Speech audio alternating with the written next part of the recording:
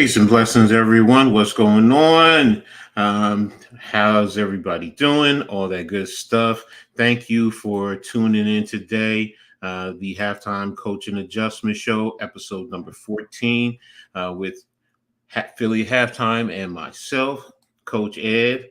Thanks for everyone being here. I know it's a little change. We've usually done it on Saturdays at 2.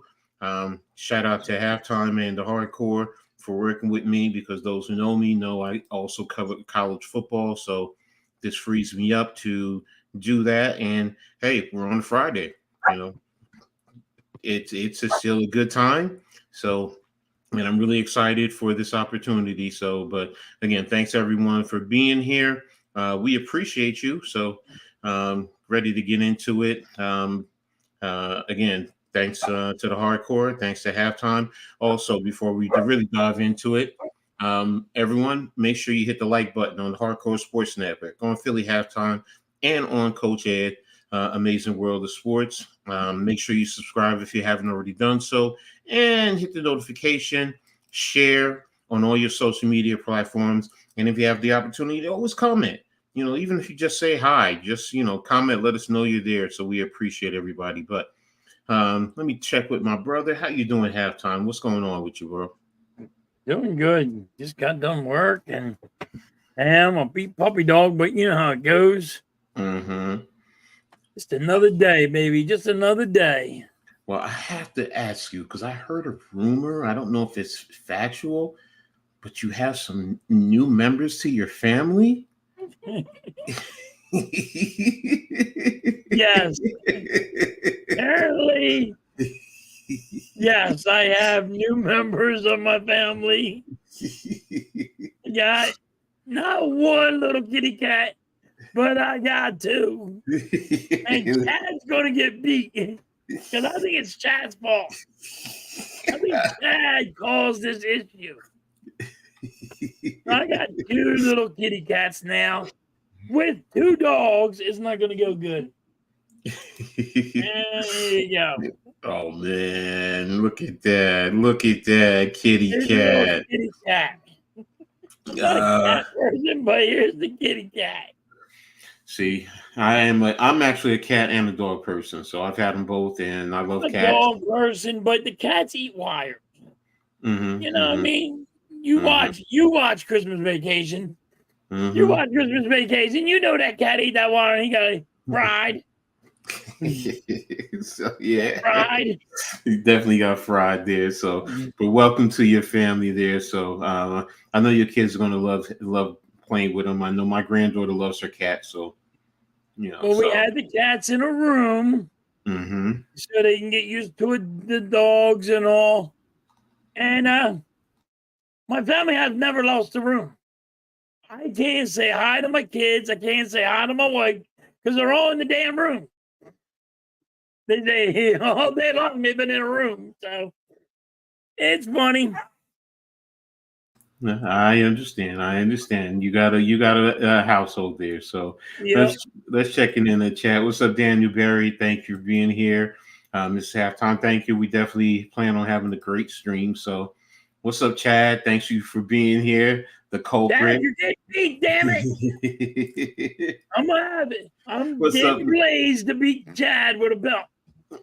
What's up, man? What's up, Man Cave? Thank you. What's up, Man Cave? Hello, Mrs. Halftime. I know Halftime is excited about those kitty cats. Oh, and you have a black cat. Ooh. Yeah. Ooh. Okay. Okay. Look at the nails. Look at the nails. Look. Back in the day, I used to let my cat, when they were kittens, walk all over my back, and then they would start clawing like they're trying to find a spot to lay down, and they go in a circle and they would lay down. I was just like, ooh, that feels good. You're hitting the right. Yeah. This one hides in my little girl's dollhouse. Okay. Already finding hiding places.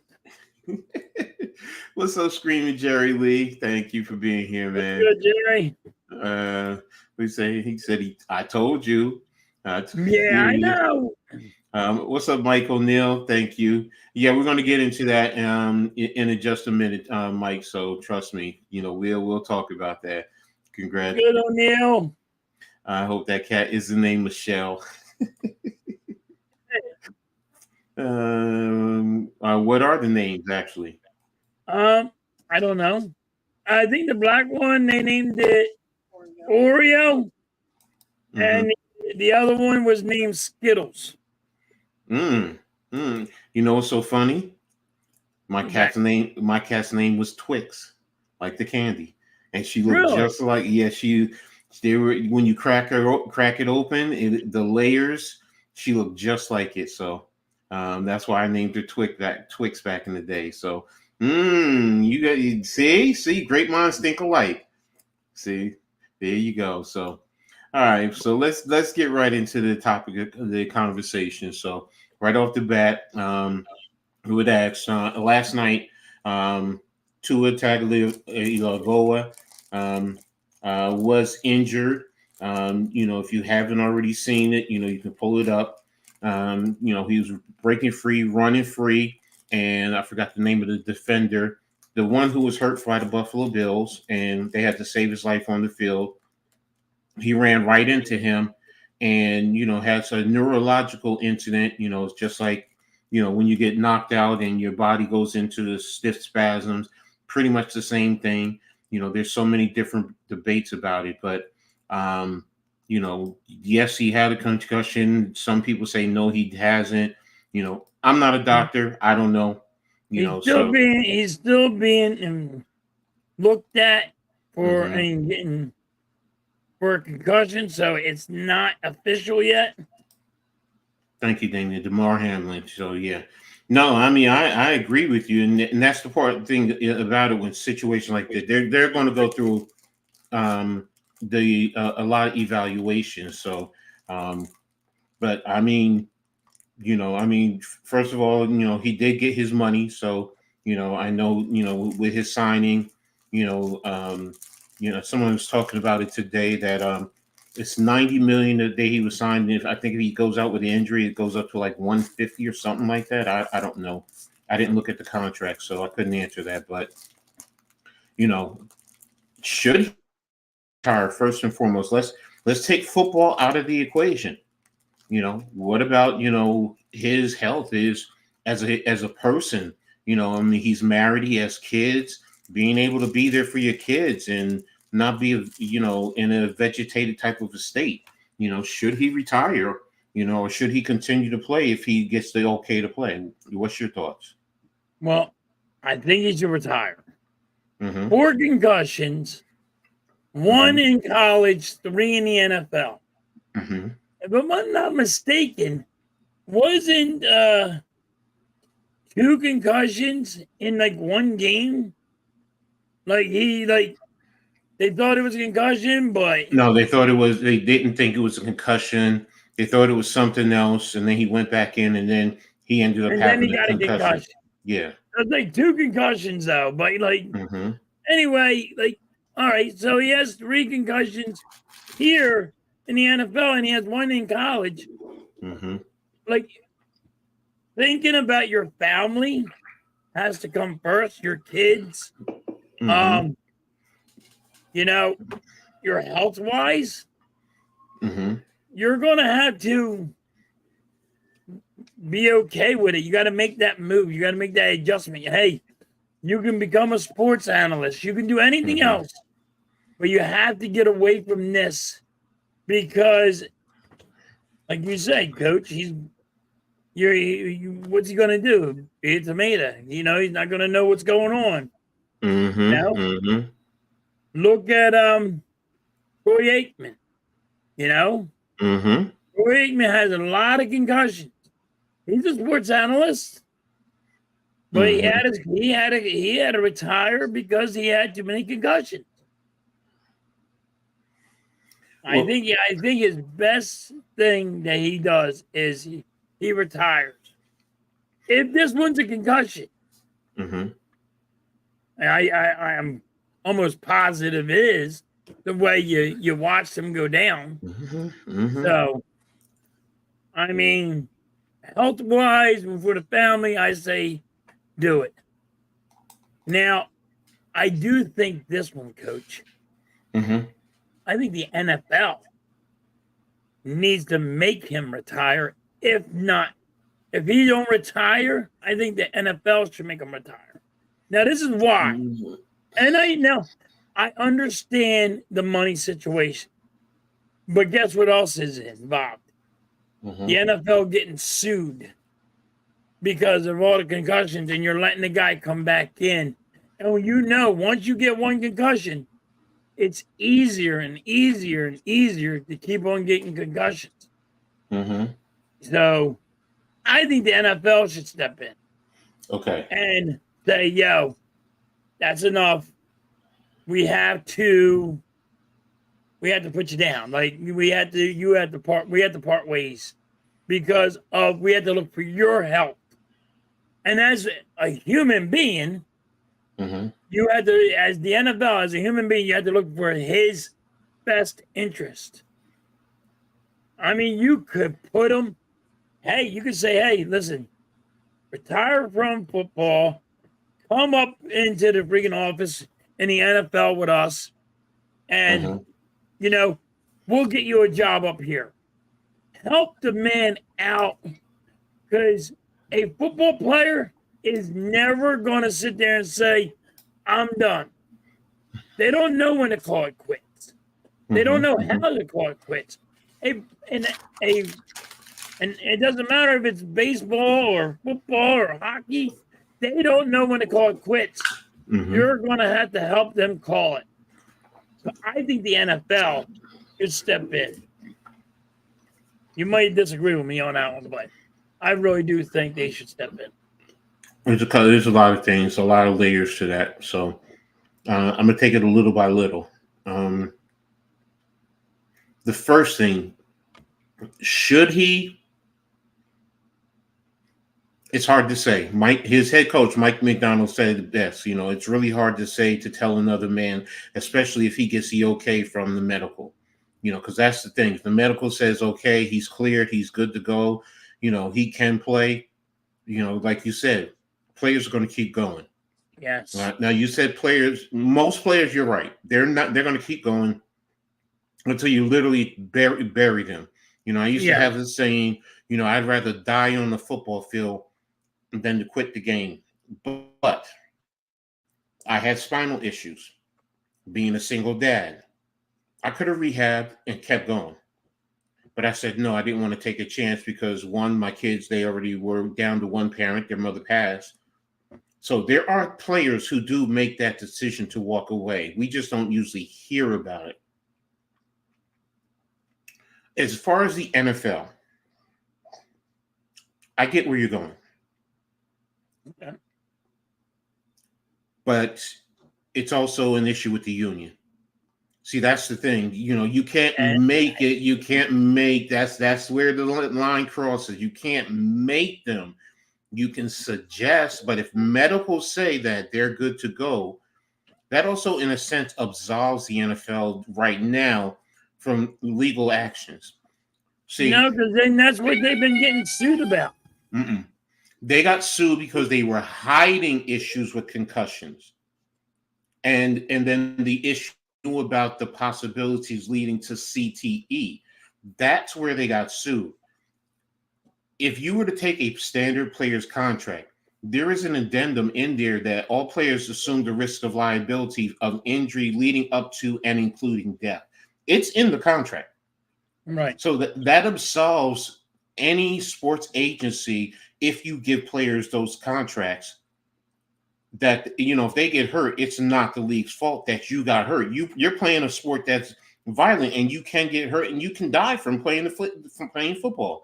Yep. So no, they're not going to get sued for him having concussions. Now, can you hold the medicals possibly responsible if it's a bad diagnosis?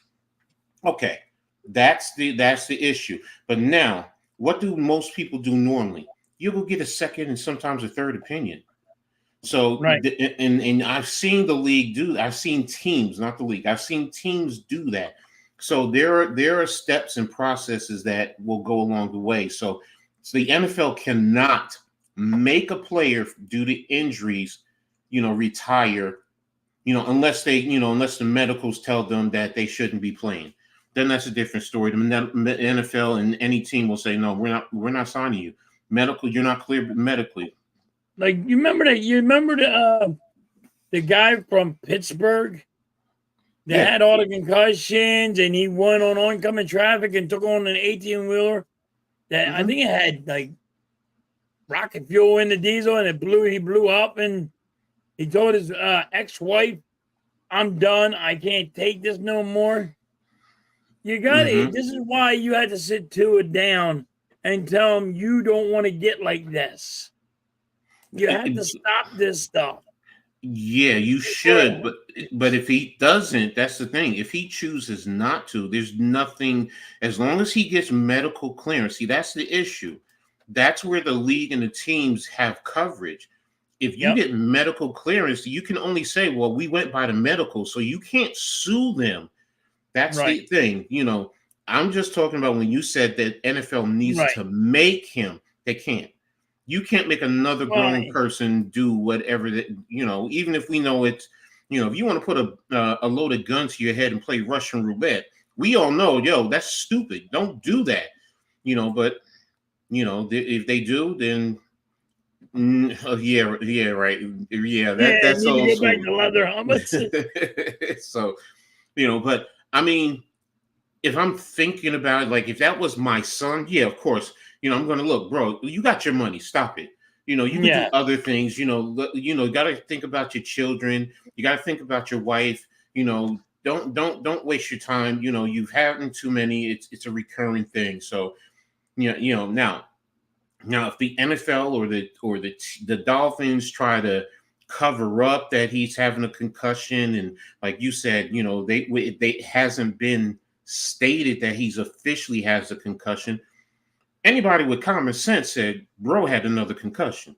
Right. I mean, I'm not, look, we've seen boxing, enough guys get knocked out and they're doing the same thing. Yeah, they had a concussion, he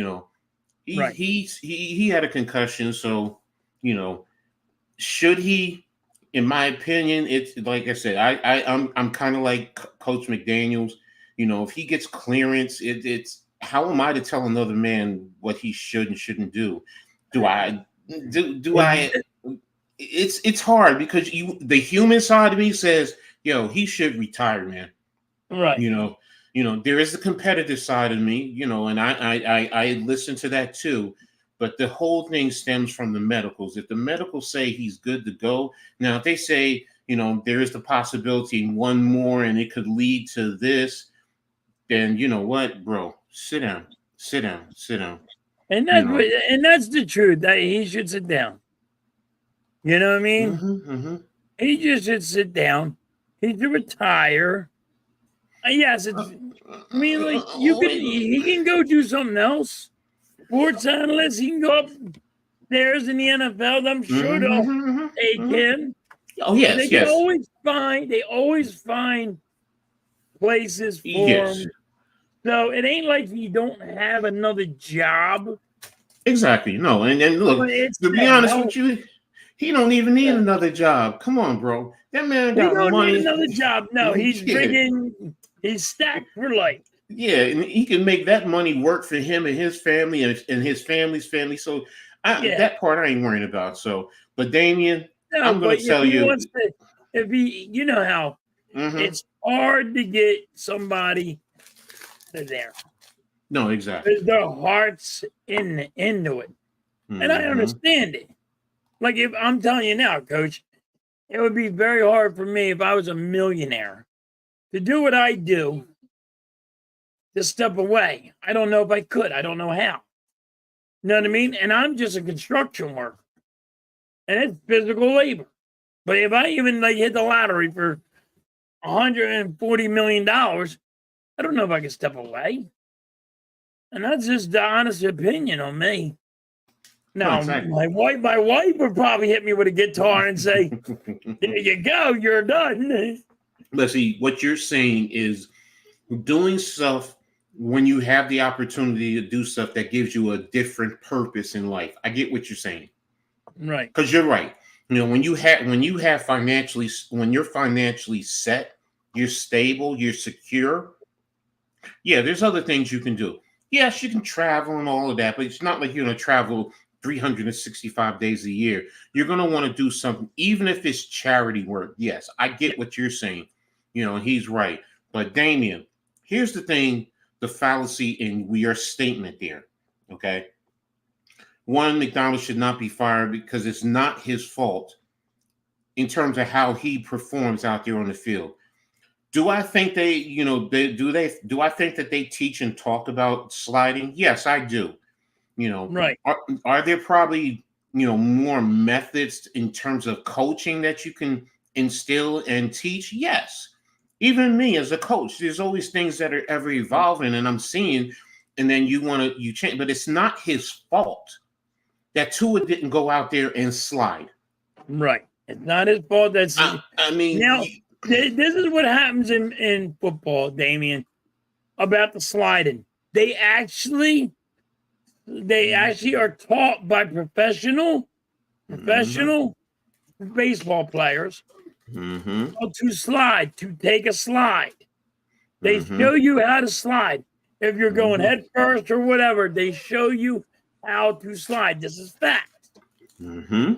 So he's been taught how to slide. The problem is he was trying to go get more yards instead of going down. He did not want to end it there. And that was all on him. You can't blame the coach. You can say the coach sucks anyway. You want him going anyway because he's a bad coach. But don't blame him for a Tua getting a concussion. It is not his fault. You might say he sucks and he's a bad coach. And that you got a different argument there. But blaming Tua for it, I'm blaming him on Tua getting a concussion is nowhere near. No, you can't blame him. No, I'm with you, and that's why sometimes we have to. We all do. I do it too. Sometimes we all have to be careful with the comments that we say. Think about it. Really think about it. If you're writing stuff here in the chat, sometimes just take a look at what's being said, because I know we want to hurry up and get it in because the conversation could move on, and I get that part. Right. But sometimes we just got to stop and think and read what we're saying, because I'm guilty of that too. I admit it. Sometimes I do it all the time. So yeah. And then after the fact, you look at it and like, oh man, that was stupid. Why did I write? Yeah. I do it all the time. It's like, but you're trying to rush and try to get in the chat before they move on. Exactly. Because then they read it and they're like, well, we already moved on from that. Yeah. You know what I mean? You just be mindful. But again, in terms of that, it's not Mike McDaniel's fault, for what he did out on the field. What you're teaching him, you want to hold him accountable for that. That's a different story. I do understand that. So, but, hopefully, my thoughts and prayers are with Tua and his family. I hope for the best for him, and, look, he comes out, being healthy, that he can have a normal life, any semblance of a normal life going forward. And if he does walk away, he walks away. So, and that's just pretty much it. So, and I know there's comments on Twitter saying that he's stepping away. That's false. It is not out there yet. That is wrong. So they already got clickbait going on. Tua's gone. Damien, I just went over that. Okay, maybe I'm not clear. Okay, and this is for any player in the NFL that has a concussion. Coaches don't put them back in just because they want to. They have to get medical clearance. If the medical side tells him he's good to go, then the coach is absolved. The league team is absolved. The league is absolved in that sense. It is not the coach's fault. The coaches are not medical professionals. Please understand that, Damien. I mean, I get what your intent is. I do. I understand, because the coaches are the responsible in a sense, because I'm going to get more into that as we go on later in the show. So I know where you're going, and I do understand. But again, it's the medical side. When you go to the doctors and the doctors tells you this or that, you only go by what the doctor says. How many times have they said you have this or you that, and we're like, I don't know what the hell that is, but okay, I'm going to trust what they're saying because they're the medical professionals. So, and they could be wrong too. It ain't like the doctors are right. It ain't like they have a crystal ball and they really know. Some of it could be wrong. Exactly. I mean, shoot, they could say you're going to die in 10 days and you live to be 3 years later, you're still around. My dad's a perfect example of that. They said he was going to die and he stayed around for 7-8 years before he passed away. So you can't, just because the doctor says you're about to die doesn't mean you're going to die. Exactly. So, Damon, I hope you understand where I'm going. I get where you're going. Your intent is very well respected. I know you're saying you care about the player, the person. Forget the football side. You're just focused on the player, and I get it. And you're holding the coaching staff responsible in that regard, and it's not their responsibility. I'm telling you as a coach, I've had, as far as teams, I've had people that I brought in who were medical professionals, and even if they said you need to keep him out the rest of the game so they can get evaluated, I'm not too comfortable. It seems like he's okay, but I'm not comfortable. I followed their advice. Players can get upset, but then you're saying I'm looking out for their well-being. So, Damian, I understand where you're going, bro. So I respect. I understand where he's coming from, but also there's a fine line. You can't. You can't blame the head coach. Exactly. You had to go talk to doctors. The doctors say you're clear. And if you're not clear, you may want to get another opinion. But that's your right. Your right is you can get another opinion. But their doctors say you're clear. You're clear. Exactly. Exactly. So, all right. So, pardon me. We're going to go ahead and move on to the next subject. And oh boy, because when it first happened, the Tyreek Hill incident last week, I was upset about it. And, on several other podcasts that I've been on, initially, I spoke out about it because I started with, you're pulling this man from his car. And then on top of that, you're putting him face down on the ground. And you know who he is. Now, it's a double standard. I'm sorry, ladies and gentlemen. I don't normally bring race into it, but this was, because Chris Canty said it, this was a power tripping cop who was trying to put the boy in his place.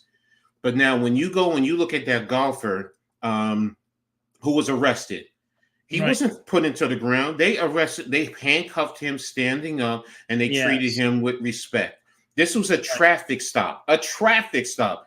Now, Tyreek Hill, to his credit, he said, I could have handled things differently. We all get like that, but he's focused on getting to the stadium, and he said, just give me my ticket so I can move on. At that point, that cop should have said, okay, fine. Take his information, fine. Just because somebody gets an attitude with you, they get snippy or whatever, is no reason for you to act the way you did. Now, initially, I recall I called for, give them sensitivity training because I only saw that one shot from across the street. But once the body cam came out and I saw everything out, those cops could have, you should be fired. Now, I'm going to take it even further. No, I'm going to take it further. I'm not going to say locked up. No, I'm going to say he has to be locked up, Coach, because he used unnecessary force. But you can't. When you got to fire him, because you got to lock him up for unnecessary force. Nobody deserves to be chicken choked. He goes, I had knee surgery. Nobody deserves for you to go behind their back. Choke him out and kick him in the knee to sit his ass down. No. Put in jail. This is the problem. These cops, and it's not all cops, but these cops are out of control. Yes. And it is wrong. Like, They think they are the law. No, you're there to enforce the law. So if he is driving 100 miles an hour, I don't care how fast he's going. He said, "Give me his ticket." He rolled his window back up. That cop was walking away. Guess what, everybody? When I get pulled over and and they pull me over for speeding, I give him my stuff. Guess what I do when he's walking away? I roll up my window. Exactly. I roll my window. I have the air conditioner on. Or I'm on my phone saying, "Yo, go on work. Hey, I'm going to be late. I just got pulled over." I get cops that I don't chicken choke me. Pull me out of the car and say, "Roll your window down." He's calling work, saying he's going to be late. Tyreek Hill, what people don't understand is he has to be at the game 2 hours early, or he gets fined $100,000. I understand why he's on the phone to his people saying, "Hey, I'm going to be late." It ain't like, "Yo, if you're late for work, you're just late." He gets fined $100,000. But guess what? Let's take that out of the equation. This cop was on a power trip. Exactly. This cop seeing a guy have money driving a Lamborghini. This guy had a power trip because, all right, Tyreek Hill he didn't say it as sweet and nice as the cop wanted him to be to him. See, these cops want you to respect my authority, like Eric Cartman would say, and say, bow to me. No, you don't have to do that. You do your job and that's it. You don't have to sit there and give him all this shit. He said, "Write him the ticket." Write him the damn ticket. There you go. That's all it is. Write him the ticket. 100 miles an hour, 10,000 miles an hour. I don't care what it is. Write him a ticket. You want to get him for the seatbelt because, God forbid, how you get away with a seatbelt ticket in this world. It should be a person's of choice if they want to wear a seatbelt or not. Not, "Hey, I want money, so I'm going to pull you over because you didn't have a seatbelt ticket." But give him the ticket and let him on his merry way. Stop trying to be better. You want friggin' everybody to bow to you. And Coach, I blew up about this. In my head, I'm like, it is about race. I know that cops said it ain't about race, but it is. He's on a power trip. It was about it. Totally agree with you.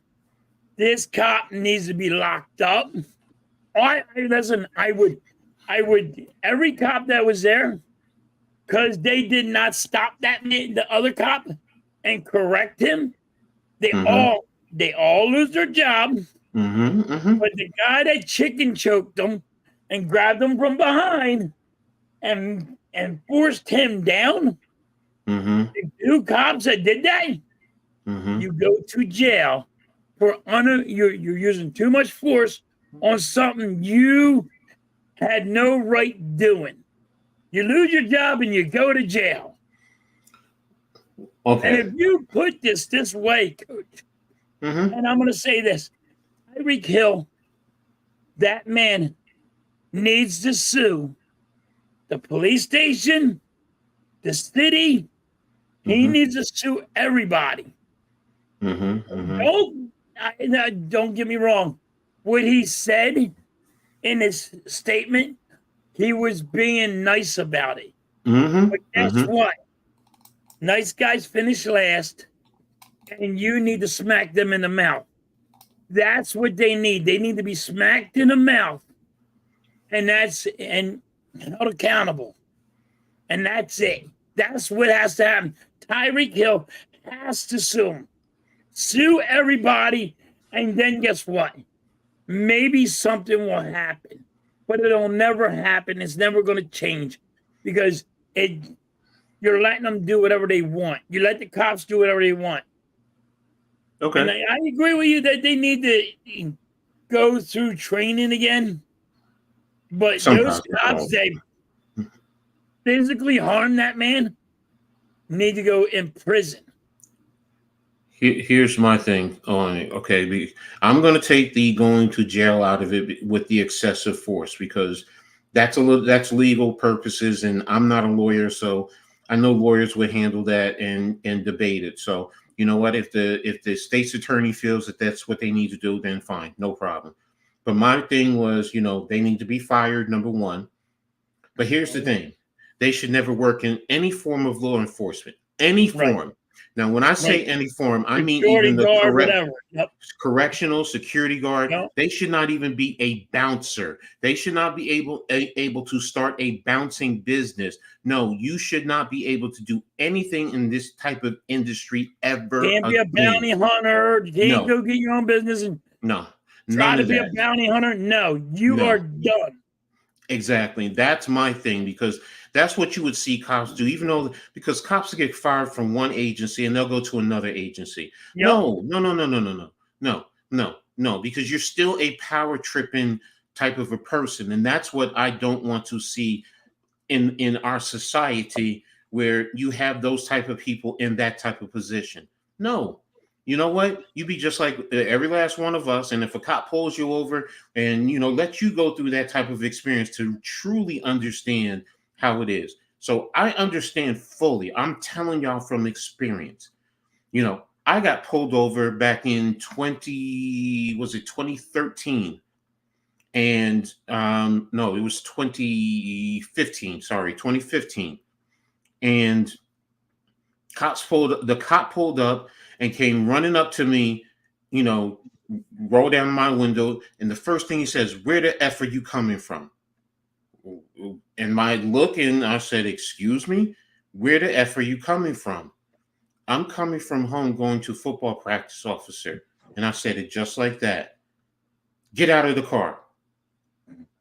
Okay. And I knew where it was going. So I instantly took my keys out, put it on top of the car, my wallet, everything was out. I even assumed the position. Did I tell you to assume the position? I didn't say anything else except, "Could you please call a supervisor?" And then he goes, "Oh, well, you want to play this game with me?" So he handcuffed me and took me and then when the supervisor came, I explained to him, this is exactly what he said to me right off the bat. Didn't even tell me why he stopped me, what was going on, had an attitude. Come to find out, there was a robbery suspect, black man, same type of vehicle like me. Okay, but he didn't have his weapon drawn. Okay, so that's another thing. He didn't have backup with him. You just wanted to try and provoke me into some type of reaction so you could, and because I didn't, so and my friend who is a cop, hey, shout out to Wanda Pena up in Jersey City, told me, to go file a report and so on and so forth. My brother who works down at the Pentagon, he was in law enforcement, said some things a little bit differently, but the main point was, I put in for that request for sensitivity training, and if they deemed it necessary to terminate him, I wouldn't be against it in a sense, because that's the thing. Yes, you have somebody who's power tripping. We are all part of the community. I don't care if it's not your township police. I don't care if it's the next one. Still, you're being paid to serve the community. And if we are just doing living our lives, not breaking the law, you have no right to treat people like you are above the law and that they are your subordinates or they're some type of an animal. And I have issues with that. And like you said, this was about race. And this was, you saw a rich black man. A rich black man. Now, I don't know if what Vic has said is true, but if that is true, then that makes it even worse. That the cop was a Jaguars fan. that makes it worse. I don't know if it's true. I'm just going off of what Vic says. I didn't hear anything. I didn't know about that, but So like I had this one time happen to me, Coach. mm-hmm, I was coming home from work. I got pulled over. mm-hmm, I got pulled over for a seatbelt ticket. mm-hmm. Now, whatever. I got a card. I got a card that says I don't have to wear my seatbelt. Mm-hmm. You go to your doctor, you can say, hey, write me a note that I don't have to wear my seatbelt because I have panic attacks. Mm-hmm. And Mm-hmm. that cop has to obey that rule. Mm-hmm. Mm-hmm. But it was a female, and she drew her gun at me. At me when I'm in my car. Where are you coming from?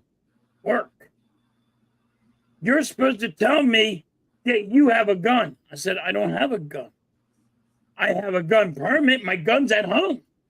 Mm-hmm. Mm-hmm. Now, this is the power trip that I'm talking about because some cops have it. So this really happened to me. And the lady had her gun like this, drawn to me. Mm-hmm. I said, ma'am, if you do not put that gun down, we're going to have serious problems. Mm-hmm. And she goes, when I pull up to this deal, I said, no, you're wrong. I said, you're wrong. If my gun is in my possession in the car, I am supposed to tell you. But now, this has happened with a gun. Your gun goes in your trunk, then the bullets have to be away from the gun, like your glove box. Mm-hmm. That's the law. Mm-hmm. That's the damn law. And this lady drew her gun, and I said, I need a supervisor and all. Well, her buddy went, all right, yo, we don't need the supervisor. We're leaving. I said, no. Get your supervisor out here now. She just had her gun to my head. Exactly. I said, what are you guys crazy? Supervisor comes, and I'm like, do something about this. She had her gun to my head. Well, she's crying to everybody and all. And I'm like, play the tape. She has the camera on the car, cop car. And come to find out, she was fired from her job. And that was one of the issues. But yeah, that was the scariest thing happened to me. And it was just because I have a gun. I have a gun permit. But she gets a power trip on that. Exactly. So it ain't like some of these cops, they just get power trips. They think they're above the law. You know, do. so they do. And it is a scary thing. It's a scary feeling having a gun put to your head. Oh, believe you me, I know. I've been there. You know what I mean? Not by police, but I've been there. No. Yes. I did that with you, Coach. But when a cop has a gun in your head, you're like, what is going on? Like, where is this power trips coming from? Exactly. I get it wasn't like I didn't curse at her or none. I'm like, what are you doing? And she just pulled her gun out and aimed it at me. It's like, listen, I said, my gun's at home. She goes, well, you're supposed to tell me. I know. I'm only supposed to tell you when my gun's in the car. If I'm going to the gun range. Exactly. And that's the only way I'm allowed to, do it. But, the lady is just, there's a power trip, man. Tyreek Hill needs to sue these people. And that's the only, I think that will help. You know what I mean? That will help them to show that these cops need more training. Here's the other thing, though. Then the NFL needs to be more vocal in this. I haven't heard not one word from the NFL office. Yes. They need to step in and say, we're not tolerating this. and you're not going to be treating our players, our family in this manner. Yes. You know, now the NFL will have more, you know, give it more prestige. And what's up, Coach Dante? What's up, Skeleton? You know, the NFL will give more credence to the fight. Not saying Tyreek Hill himself isn't, because, you know, his statement of "What if I wasn't Tyreek Hill?" was so true. If that was anyone else, you know, it could have gotten a whole lot worse. And Now we could that be guy was looking at, going to jail. That guy probably was going to get. or that He probably got. They would have got physical with him, where they put him in the hospital. Or even worse, you know, and that's the thing. So, you know, but the NFL needed. He always gives up a home run in the 5th inning or the 4th. I'm watching in Star Wars. That's the thing with the NFL that I have issues with them. I mean, at least the Dolphins and, you know, the coaching staff, they stood by their player, which is great. You know, and Tyreek Hill has been great in how he's handled it all week. But where's the NFL? The NFL has had more than enough time to at least say we don't stand with this type of treatment of our players. And they shouldn't. They got to stop saying we want to look more into it, because that's an scapegoat. Yes. Get these players back when shit like this happens. Exactly. You got to get his back right now. This man needs you to get his back. Exactly.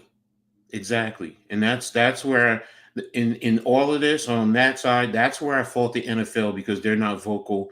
You know, there's a simple statement, you know what, we're investigating and seeing what's happened. But, you know, if the allegations is true, we support Tyreek Hill. And, you know, we do not believe our players. We do not want any of our players treated in this manner. Plain and simple, you know, because also don't forget about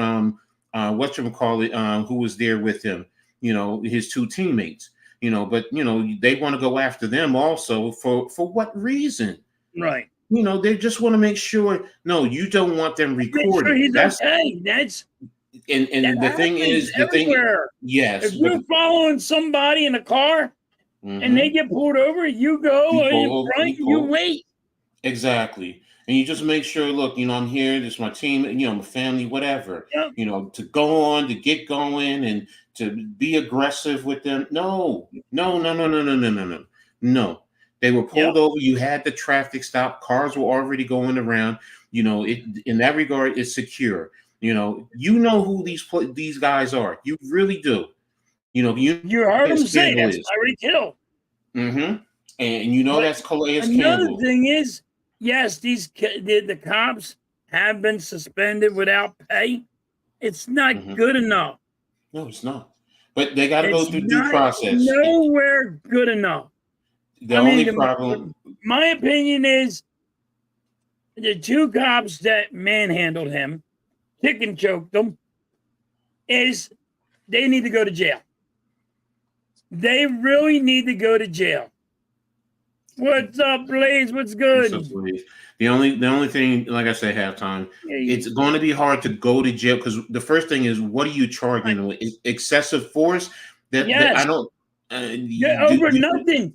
First of all, they open up the car door, they grab him by his neck, and they rip him out of the car. I'm with you there. I'm with you there. If he rolled up a damn window, I'm with you there. Respect your authority. But I don't believe. Listen, every time I get pulled over, after I'm done, after that cop is leaving, I roll up my window. Yes. No, I agree with you. And when that cop walks up to me, he normally knocks on my window. I roll it down. I get what Tyreek's doing. Yes, no, I understand everything that man did, and he did nothing wrong. All right. No. If you want to say that Tyreek Hill had an attitude, exactly, he just got pulled over. It's not against the law to have an attitude with police. I'm sorry, it's not. It's not. It's not. So my whole thing, you know, the excessive force with police officers, I think it's more of, if they're going to charge them, then they have to turn themselves in. So that's something that's down the road right now. And then don't forget, that's also because remember, you're in a union. It's hard for companies to just arbitrarily just fire them. And I get the cops are in unions too, and the unions got to get their back. Mm-hmm. But it was next. They were just using too much force on the man where it didn't need to happen. I agree. The force was excessive. So it's just a matter of what are the rules in terms of how Tyreek needs to sue him. That part. When they sue him for millions of dollars, they will lose their job over it. Because that's the only way they're going to lose their job over this. I think it's the only way. Okay, I found this on the web for when is Zoom for millions. No, I don't think they'll lose their. I think they could lose their job if you get enough of the community in an uproar behind it. So in the NFL, that's why I say the NFL. If the NFL calls Dade County and says, "Look, I don't like how you guys are treating what are you guys going to do about this?" Blah blah blah blah blah. After the investigation, do I think those cops will be let go? Yes, I do. They just got to go through the due process. So I'm with you. Like I said, I upgraded it from training, sensitivity training to straight out fire. They need to be fired. Once I saw they that, need to be fired. But I'm gonna go. I'm going to step further than you are. I want them in jail. I ain't mad at you, bro. I really do. I do. Noah, you suck. Noah has 84 fucking pitches, and he is just getting his ass back. What's the score? Yeah, so I'm going to go ahead of you, Coach, and I want them in jail. That's fine. I get it. I don't have a. I'm not. Listen, I'm not saying prison or something. I think they should go to jail, though. You cannot use that kind of force. I'm with you. That's fine.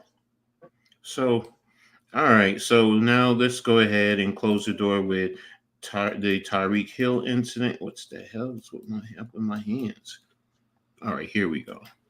And let's move on. Let me check the comments. Said they lost their job like me. Boy, Skip, how's it going? What's up, man? What's up? All right, and this week we're going to go on. Skip Bayless here is one of my guys that when I first started, he was like my first one that actually was always on my channel and all. Dude's great. Like talking football, and he likes to give the business to his Cowboys and to the Eagles and the Giants. There's no problem with that. So I get it. So, but now we can go ahead and move on to the next subject, and with the NFL, and talk about the results from this week. We're going to get into some games. Let me just bring up my screen so we can all be on the same page as I talk about it. And can you see my screen? Yeah. Okay. So, all right. We had the Chiefs over the Ravens last Thursday. The Eagles and the Packers. I think we already talked about that. Hold on. Let's go back to the Kansas City Chiefs and Ravens game. How come the Ravens didn't use their running back right? Bro, I have no idea. Did you watch that game? I stopped watching the game because the Ravens did not use their running back. Like, how are you not using him properly? At halftime, I cannot figure out what the heck the Ravens were doing. I only watched it to halftime because I had to go to work the next day. But how is it? Baltimore did not use their running game whether they should. I don't know. It really baffled me because I was expecting them to use their running back with King Henry back there. It's like come on, man. You're giving Lamar a running back like that he could utilize. It's like, that was the perfect combination, and it didn't make sense to me in how they were using their running backs and the whole night. So I was just well, there it is. Noah. There it is. Noah, you suck. Arizona. All right, Rob, you can pull him now. Sorry. No. Sorry. All He right. just gave up another home run. Okay. He gave up 2 home runs in the 5th. Okay. There you go. Oh, he sucks as a coach. Let's see what's up with all I got to say about week 1. How about them? How about them damn Cowboys? All right. All right, so let's get into the score. Right now, we have the Steelers over the Falcons. Here's another one. The Steelers won over defense. Mm-hmm. They did not score on offense at all. Who's the quarterback for the Steelers again? Justin Fields right now. Justin Fields. I said he's not a good quarterback. And he proves to you that he's not a good quarterback. They could not score on offense. But they still win the game because their defense is so scary dominant.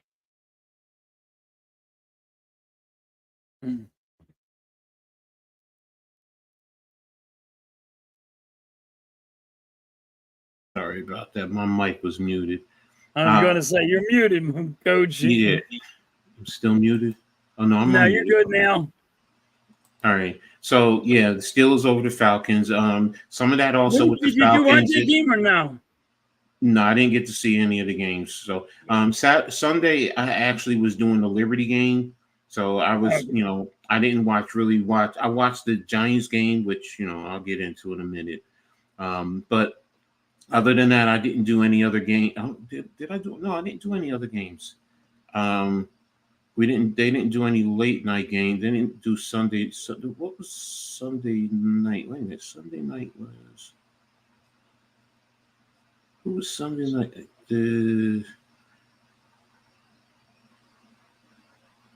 Was it the Rams? It was the Rams and the Lions Sunday night.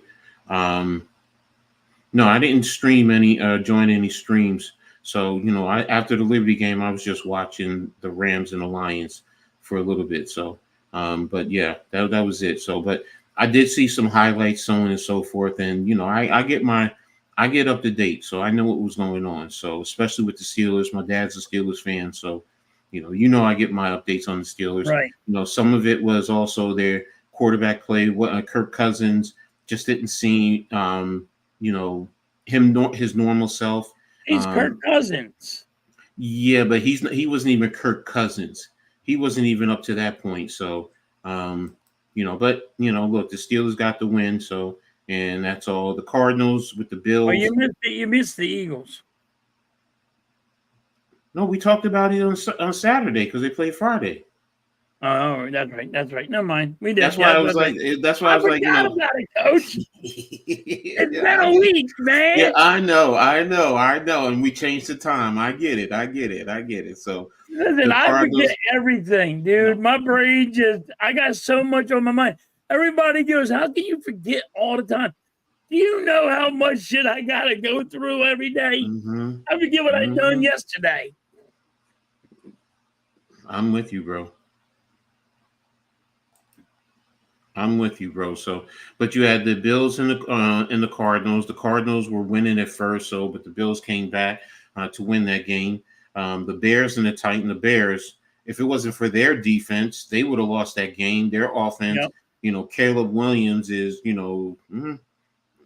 Suspect. Yes. This was the surprise for me. The Patriots over the Bengals. That was my surprise too. The Patriots do have that good defense, so you have to respect that. And Joe Burrow, like they were talking about it the end of the week with his injury. Should he, is he done? Some people are giving up on him as an elite quarterback. So we'll see. The Texans and the Colts. I said Joe Burrow was Jim Kelly. He is he might be worse than Jim Kelly, Coach. Yeah, listen, I thought New England I said New England was going to be the worst team in the NFL. And then Cincinnati, you got one touchdown out of that all game. So Exactly. Joe Burrow might be worse than Jim Kelly. Well, I mean, for the talent that he has and the injury history is just a concern. So the He's always hurt. I mean, the Dolphins over the Jaguars. Two battle of what you call, especially after what happened with Tyreek Hill. The team didn't lose focus. So the Yeah, they Saints, played with a chip on their shoulder. yeah, they did. Did you see the fans with signs saying "Slow down, we need you to play"? I'm like, that's a freaking smack in the face to the Dolphins. Yes, I it know did. you're fans, but why are you smacking them in the face with that? The next two are two blowouts. You had the Saints totally take the Panthers and really spank their hind parts, and the Vikings totally dismantled and outcoached and outclassed an incompetent and ineptitude organization as a New York Football Giant. So, and I'm going to get into that in a little bit. The Chargers over the Raiders. I was a little surprised with that. I was expecting more fight out of the Raiders, but hold on. Let me ask you a question. This is a perfect one. Mm-hmm. Why did you expect the Raiders to be anything else than they always are? Division game. First of all, division Yeah, games. but they've been garbage for years. Division game, and then Antonio Pierce. This team did show when he took over. They did show some type of a fight last year. So I wasn't now. Am I saying they would have won? No, but to lose by 12 points against a division opponent, that's kind of concerning. Especially the first game of the season. You would have expected the Raiders to at least be competitive in playing a division opponent. I don't think Antonio Pierce is that coach that's going to fix the Raiders. Well, I really don't. I don't know what coaches out there that can fix the Raiders because they're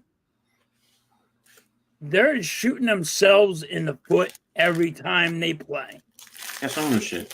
That's what I mean? Yeah, that's the ownership. And that's what they got to do. They got to sell the team. And Mark Davis is not selling the team. That's like Jerry Jones. Know they're not selling the team. I know they're not selling the team, but they got to do something. No, I'm with you in terms of, there's something has to change, and why there's going to be so much problem. That's why I said it starts with Jerry Jones. I mean, not with Mark Davis. Even though he has a cute little girlfriend, but that's another story. So, the Broncos and the Seahawks. You have a rookie quarterback. The Seahawks did 2 safeties on them. Hold on. Let's check the game details. I'll tell you. I think the Broncos had 2. Here's the stats. Here's the stats. 2 interceptions by Bo Nix. I want to say here. This one I'm looking for. Fumble loss, sacks allowed. It doesn't give me safeties. I have to find the play-by-play. Look, there you go. Go back up at the scoreboard. Go back up a little bit. Yeah. The first quarter, the Denver Broncos had 2 points. And no, it's 3-3. 3-3. 3? Yeah, it's 3-3. I thought they had 2. I think the Broncos had 2 safety. Punt, field goal, intercept, safety. Here's Broncos with 1 safety.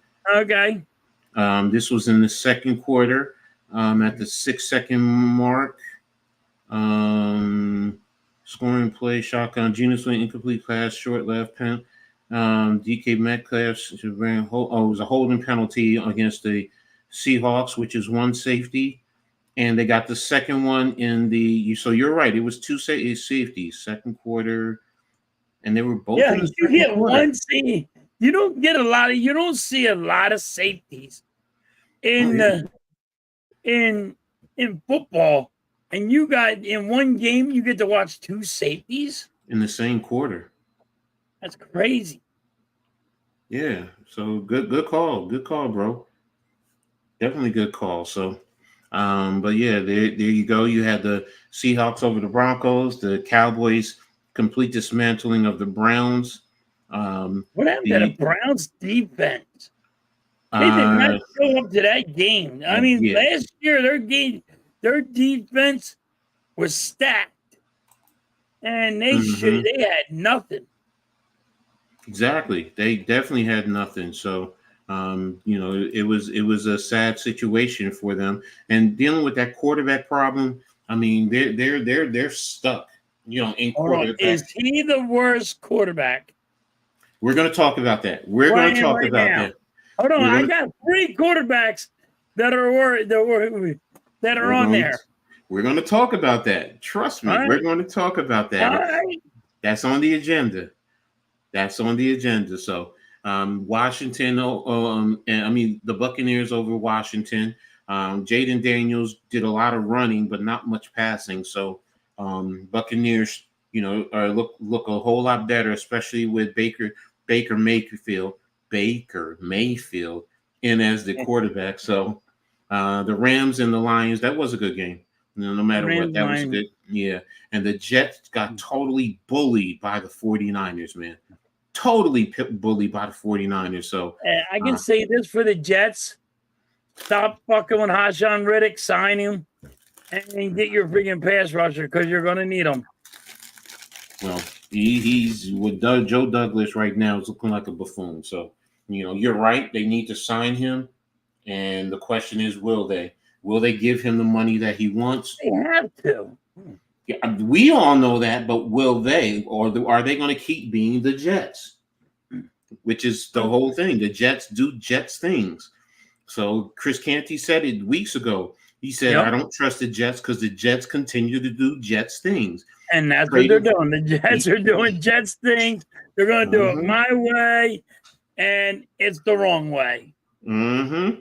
First of all, when you first trade for a guy and you gave up so much for him, you should have already had a contract already in place. Mm-hmm. You say, yo, all right, we're close to a deal. Let me talk to him and see where he's at with his contract. You know what I mean? Mm-hmm. And then you get a contract. No, Eagle fans want to get him back. No. We got rid of him because we didn't want to pay him all that money. That's why you got rid of him, Eagles. Fans, you don't go and sit there and say, oh, bring him back. He'll just play on his salary. He will not. He's going to sit his ass down. No, like he is here. He will. He's just going to sit, and that's going to be it. He has plenty of money. He knew what he was doing. And he was just saying, it's time for me to get my payday. Is he right, though, Coach? Yes. Every time he goes to another team, he gets double-digit sacks. Mm-hmm. Now, you got to pay for it. He's shown he's one of the better edge rushers in the league. So, yes. He, in a sense, I understand, his money, wanting his money. So, but I don't know the contract parameters. So, right.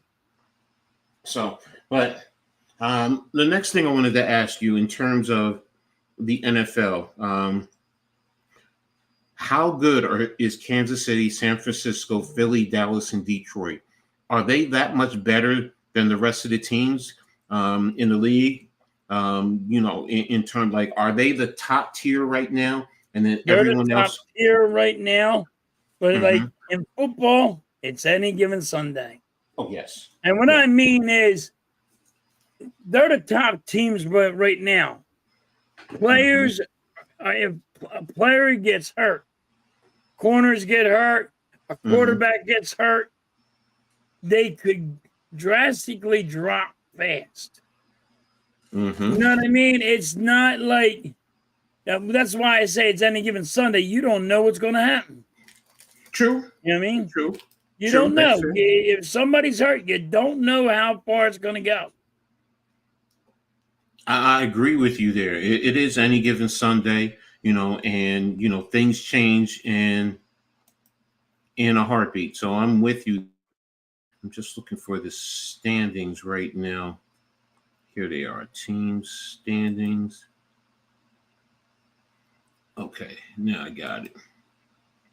So but yeah, I wanted to ask that because the reason why I wanted to go into that is because do we include the Buffalo Bills in there right now?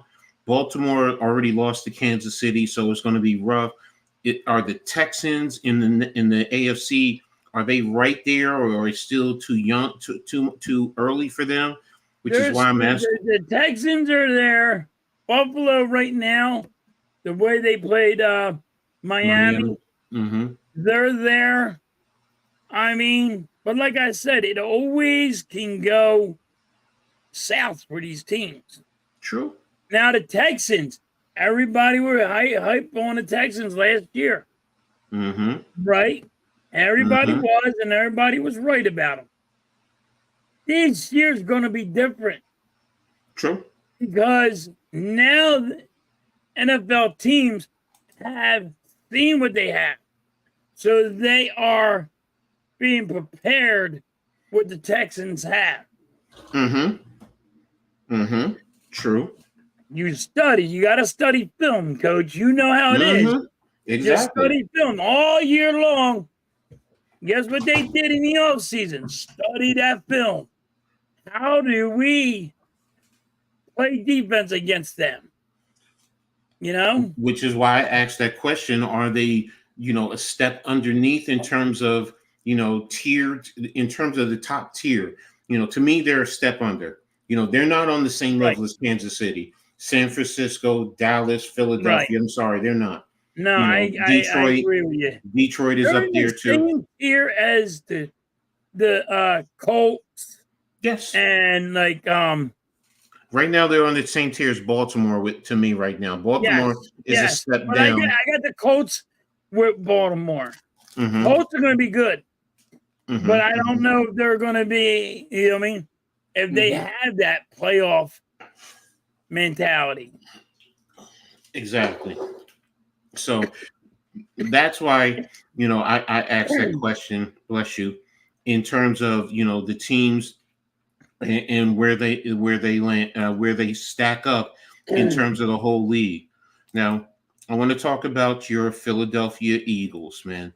And I want you to give me your thoughts so far on your Eagles. Seriously, how are you feeling about your Eagles, after that first game, that they played? There's question marks for me. Okay. Jalen Hurts did not play that good. And I blame it on Nick Sirianni for not in the preseason, not trying to get the cobwebs knocked out of these boys, saying, hey, you were just on vacation. Now it's time to go to work. You got to play a game. Don't tell me practicing with New England's like playing a game. It's not. Because it's scripted in practice. In a football game, it's not scripted. You're going in practice, you're going, hey, New England, we're going to have 10 plays at the red zone. And you stop us. That's different than going to a game and playing it live. New England is not trying to sack Jalen Hurts. In the game, they are trying to hurt him. So you can't sit there and say, this is the same thing as a game. It does not happen that way. But that's why Jalen Hurts does not look. He looks like he's just got the cobwebs. He's still, you know what I mean? He's still trying to get back. He's getting back to work. And he wasn't ready yet. My defense of coordinator, Vic Fangio. I hate this, Ben, but don't break defense, Coach. Now, it drives me crazy. When you sit here and put your corners are playing off 10 yards to 20 yards off of a wide receiver. The dude throws the guy the ball and he runs for 70 yards. Jordan Love just throws it to him like he's playing catch in the friggin' backyard. That's what they're doing. This is why I can't stand my defense. the wide receivers and the quarterbacks, it doesn't matter what team I'm going against, they are playing catch in the backyard because the dude's wide open. I mean, I can make the throw. That guy's 20 yards over this way. He's not going to be fast enough to get to stop this play. It's not going to happen. Then that guy runs for 70 yards. Jordan Love did get hurt, but our bend but don't break defense it's driving me crazy. And I don't know what Vic Fangio is, but Devin White. How come you're not playing him? How come you sat him? How come you told him, hey, don't even suit up, don't even bother coming? What the hell? We need linebackers. You have a linebacker that was in a Super Bowl. He's a good linebacker. Why is he not there? And you're not sitting here getting these guys in the right position. There's just some question marks that get me to scratch my head about the Eagles right now. Yes, we got to win. We got to win because Barkley. Thank you, Giants. You gave us Barkley, and he just dominated. You know what I mean? He just dominated because you watched Barkley run. You gave him wide open holes. And he was just doing what Barkley does. Cross over people. He was just handling his business. Exactly. But there's some question marks on my defense. I do not like how Kellen Moore calls some plays. I don't like that. I don't know if it's Jalen Hurts though. And that's what I wanted to ask you about. Is it Jalen Hurts trying to run with the ball? Or is this a play call from Kellen Moore? You're going to keep the ball, fake it to the running back, or fake a pass and run it yourself. Is it that? And why is Jalen Hurts? It's another question about Jalen Hurts is he stalks the wide receiver or tight end. Like he only looks at one person and that's it. There's no check downs. He was staring down the wide receiver, A.J. Brown, Devontae Smith. It didn't matter who he was throwing it to. He stared him down like he was Hawkeyeing him. Like that dude, his wide receiver or the tight end, whoever he was throwing it to, he was throwing it to that guy like this guy stole my lunch money. I'm going to hit him with this ball. You know what I mean? Like it was unreal. And he has to stop that. So there's a lot of questions on Jalen Hurts. I still have questions on Jalen Hurts. I think it was because you didn't in the preseason play. So he's trying to get back in to the rhythm. But big questions on the defense. Big questions on my defense. And I don't like the bend but don't break defense. I'm tired of the bend but don't break defense, but I think they need to be over with.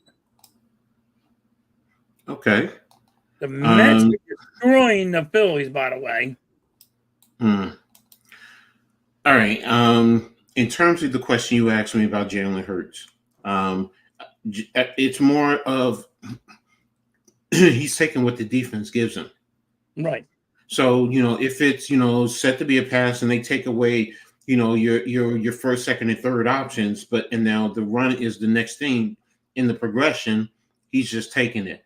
Now, I'm not going to sit here and say I dissected the offense, in whole. I'd have to go back and I'd have to take a look, at the film to really get a clear understanding. Do I think now with Barkley? Yes. It's always been said with Saquon Barkley, which is why the Giants, we failed him. If you give him a good offensive line that gives him the lanes, he's going to attack it and go. Now, the thing that hurt him is, there were a lot of times you got defensive line, the defense pushing into the Giants' backfield where Barkley is now trying to find a hole, so he stops his feet and he's dancing around. Where he's not just taking what the defense gives him. When he does have that opportunity, he's explosive. So that's what you're seeing, and that's what you're getting right now with the Eagles, and that's what a lot of Giants fans, they're upset. They have a lot of hate because he went to Philly after saying that he wants to be a Giants forever. Me personally, I've always said there's issues on both sides, but it's whatever. This is a business. He went to the Eagles. It is what it is. So there are people. Look, I even saw what's his name? Whatever his name, Pat from Unsportsmanlike, who got upset with Barkley because he texted Daniel Jones and said, "Keep your head up." It's like, why are you getting upset? Because that's his friend. He's not giving him what to do advice. He's just telling him, keep your head up, bro. You're going to make it through. But I get it. Fans are fans. We are. But as far as, what you're getting with Barkley, this is what the Giants wanted, but the Giants have never had an offensive line to get that type of production. That's the truth. And the many Giants fans, y'all want to come at me, that's fine. You want to tell me I don't know football, that's fine. You can say what you want. My record speaks for itself. But the bottom line is, I've always said it, and I'll always stand by it. I don't care who it is, Patrick Mahomes, Tom Brady, Joe Montana. It could be any elite running backs. You can't do jack if you don't have an offensive line, period. Right. And that's what it boils down to. You can tell me the quarterback is the most important position. I will counter that and saying, no, the most important position group is the offensive line, because they control everything that you do offensively, defensively, and special teams. So, but that's my little tangent in terms of that. So, but, I agree, I understand your concerns. I think it's going to take time for your defense to really get it. I mean, you have a new DC, and that was the first game. They're still doing the same damn scheme. But it's different. See, here's the thing, okay? Just because you're running a similar scheme, the play callers are different in what they teach and how they do it. And don't forget, he is the creator of this defense. Others are only running a version of it. They're not truly running it the way he wants it. So yeah, that's what he says, but it's going to take time, bro. Like I said, I get it. You're leaving wide open. Listen, I understand you got zone and you got friggin' man on man, but damn, you got to stop leaving guys wide open the way we're doing. We're going to get picked apart. Again, it's the first game. I'm not even guys got to get comfortable. NFL. I think I know I could pick that defense apart by just throwing it to them. I'm like, yeah, here you are. Boom, you're wide open. Like I said, it takes time to get the coverages and understand the coverage concepts, even in zone. Is it a true zone, or is it more of a matchup zone? There are things that like that, and players got to get used to the defensive coordinator, how he calls things. So I get where you're coming from, though. Don't think I don't. I understand. No, I know you do, because you know how to coach football. I'm also a very aggressive coach. You watch the bigger picture, and I watch the bigger picture. I see it. I'm seeing it before. I'm like, that dude's wide open. Why ain't he? First of all, Love should be throwing it to him like 5 seconds ago. Yes, you're right. But okay, when he does, you know what I mean? That guy still is getting. You already get. Listen, all you got to do is throw 10 yards. That's a first down. 20 yards. 20 yards. I mean, like, I'm going to give you this gift. Take the gift. That's what the Eagles defense are doing. Like, here's the gift. But if you can't get to the quarterback fast enough, that's a problem. Okay, so now we go from a good team to a franchise that is I don't I don't hear this. This is what I'm waiting for. I don't know. The question I have is, are the Giants the worst team in the NFL right now? Because everyone talked about New England, and New England showed that even with a new coach and a second or third tier quarterback, they're still a competitive team. Are the Giants the worst team in the NFL? And many in the Giants fan base feels that way. I understand the Joe Burrow logic. could always get a touchdown going on. All I can say is right now, the Giants, a lot of ranking publications have them rank around 30 to 31. And I think that's legitimately fair in terms of the performance. First of all, the very first game that you played, it is the 100th anniversary of your franchise. That should have got you amped up enough. You had the elite of the elite in terms of Giants players that had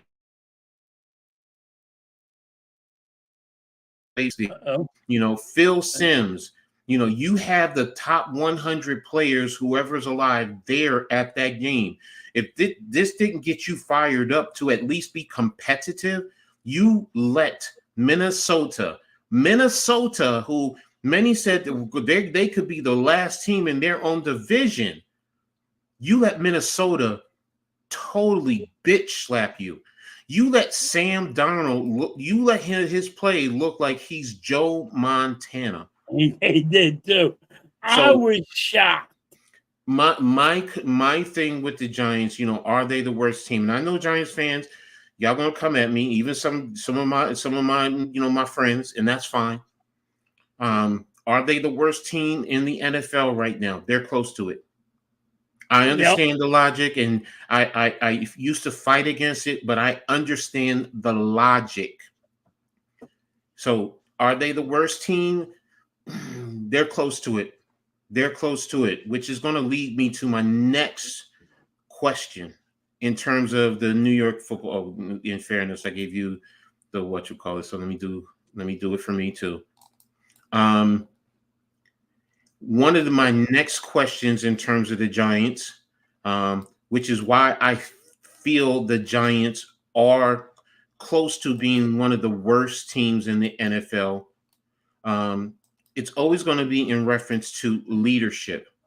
I always hold certain leaders at a higher level.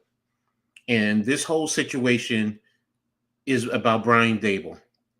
More than I blame the players, I'm going to be honest with you. More than I blame the players, this is about Brian Daboll. For those who watch the game, you understand and many within the Giants community, when we were streaming the game, we were like, he's not making adjustments. There were no adjustments. You could have youth football coaches who would make better adjustments than Brian Daboll did Sunday. It was an atrocity. It was disrespectful to the game of football. He's supposed to be an offensive genius. And the things that he was calling, the way he was calling it, that pick six, like people blame Daniel Jones. No, that's the scheme. That's the call. First of all, you have your right tackle kicking back on a screen. You don't do that. Your right tackle is supposed to attack the edge and cut him or get his hands down so he cannot get in the way of the pass. Because if not, that's exactly what you're going to see. Shout out to Van Ginkel for deflecting it and getting his hands on the ball and scoring. Because that's it. There was nobody there to stop him. This is all on Brian Daboll. No adjustments defensively. Shane Bowen. You're talking about your defense with the holes. Our defense was this wasn't even Swiss cheese, bro. This wasn't Swiss cheese. This was tunnel holes that this team had. Tunnel holes defensively. That you allowed Sam Darnold. Sam Darnold, who's seeing ghosts, who legitimately said, I'm seeing ghosts out there, which means that you're seeing things that's not real out there. Brian Dable is the problem. And I said it all week. For me, and I am hard on coaches. I am very hard on coaches. Extremely hard on coaches.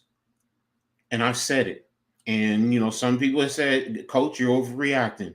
And you know what? I hope he turns this around and proves me wrong and takes a pie or egg and smashes it all over my face and leaves me dripping all the way down my body. I hope so, but I don't think so. The problem with this team is Brian Dable. From all his antics, everything. You have coaches that are being out, that are gone, who said he is the problem. Some of his antics and how he coaches up the players. I've heard others say it. I've seen coaches who, throw things and whatever. I've thrown a clipboard and lost my papers on the sideline before, so I get it. But some of his antics, when you have to have your general manager listen in because, previous coaches were, complaining about how he talks to them, you are creating an environment that is not conducive to playing successful football. And I've heard, oh, well, he's a young coach. This is what, how many years now? The young coach mentality is gone. The second year, I'll accept those two. We're in year 3. For me, he's on the hot seat. For me, I'm going to be honest, beyond the hot seat. I'm done with Brian Dable. If they said tomorrow that we're firing Brian Dable,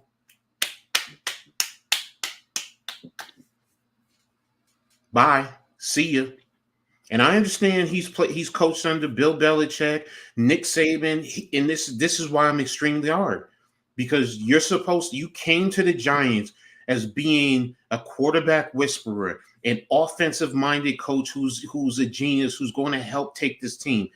And we're seeing the same thing. A lot of the plays that they ran were very similar to Jason Garrett, where everybody is running out there and running curls. You're putting guys, literally 2 guys are in the same area, not just once, not twice, not 3 times, in the same areas in patterns. I understand layers, what you want to have, but not at 5-yard where one defender can guard 2 players. The level of incompetence that I saw Sunday from the New York Football Giants, it's disrespectful to every New York Football Giants fan. And every fan who has been complaining about him have been justified now because of a game like this. Minnesota is not that great. And for those of you who don't know, Lawrence Taylor turned to Carl Banks and said during the course of the game, we can take 22 guys right now that have played with us, guys who were in their 50s, 60s, and 70s, and they said they can go out there and beat Minnesota. So you don't think that's a slap in the face to what you guys are doing out there? So for me, yes, he's on the hot seat. And I've never been one. I usually give coaches a break in a sense, but this guy, yes, he's on the hot seat. And if he was fired tomorrow, I'm not going to cry a tear. I'm not going to be upset. I'm not going to, oh my gosh, what's going on? Bye. See ya. And I know there's a lot of other fans out there who are, oh, we can't get rid of a coach that like that. We've gone through so many. Yeah, the others you got through after 2 years. So I get it. This is what now? Year 3? And you see this? You see this? So that's my issue in terms of, Brian Dable. He's the biggest reason why the Giants are the problem right now. Yeah, we know that. I know that. I've heard everything about Daniel Jones, and that's going to be my now. So should the Giants bench Daniel Jones? I do think it's a little bit too early because just like you said, he hasn't. Uh-oh. We lost him. All right. So when coach comes back, I think the coach is spot on. I think he's spot on. Listen, the Giants offensive coordinator, yeah, he was under Belichick, but guess what? Every coach that was under Belichick did not show up. They don't show up when they can't go get another job somewhere else and be the same. I get coach. That is, hopefully coach will come back soon, but he used to be with the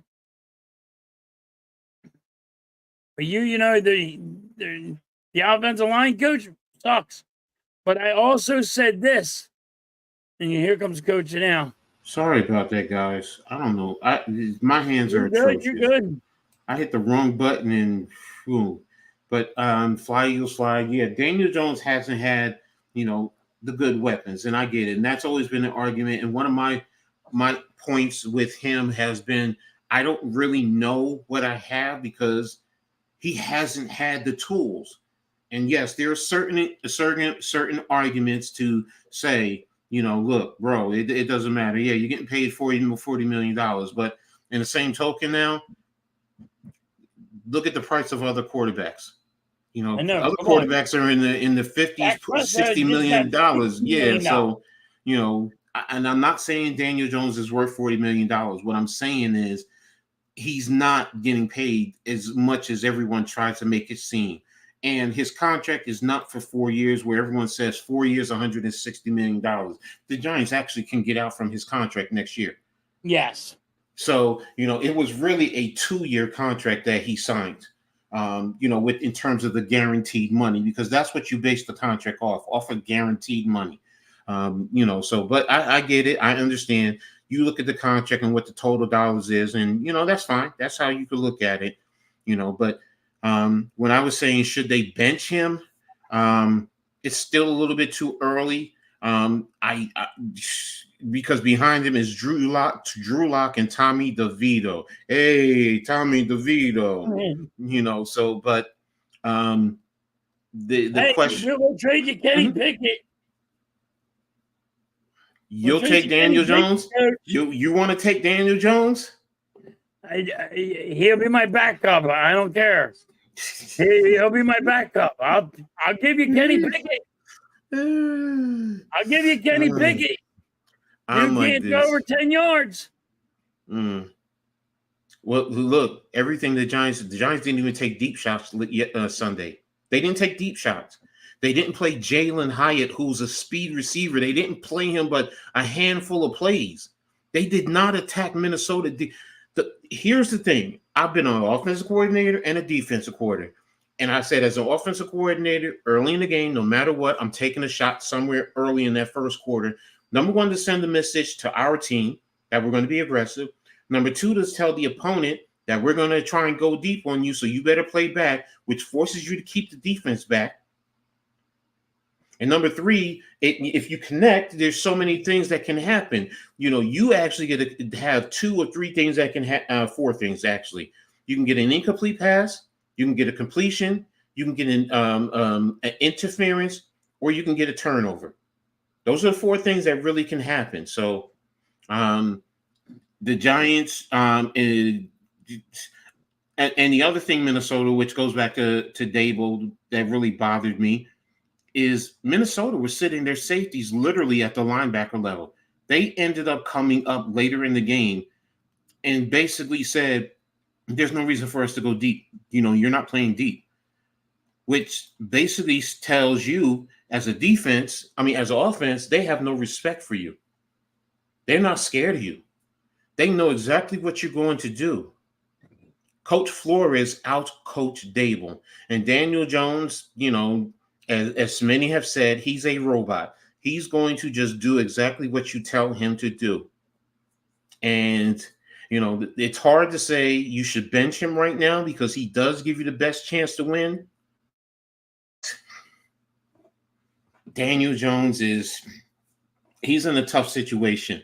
I honestly think if he goes somewhere else and gets the right type of coaching, and I'm not going to say he's going to be an elite quarterback, but he's going to be an average quarterback, So maybe he could be a backup quarterback if he can get away from what he's dealing with right now.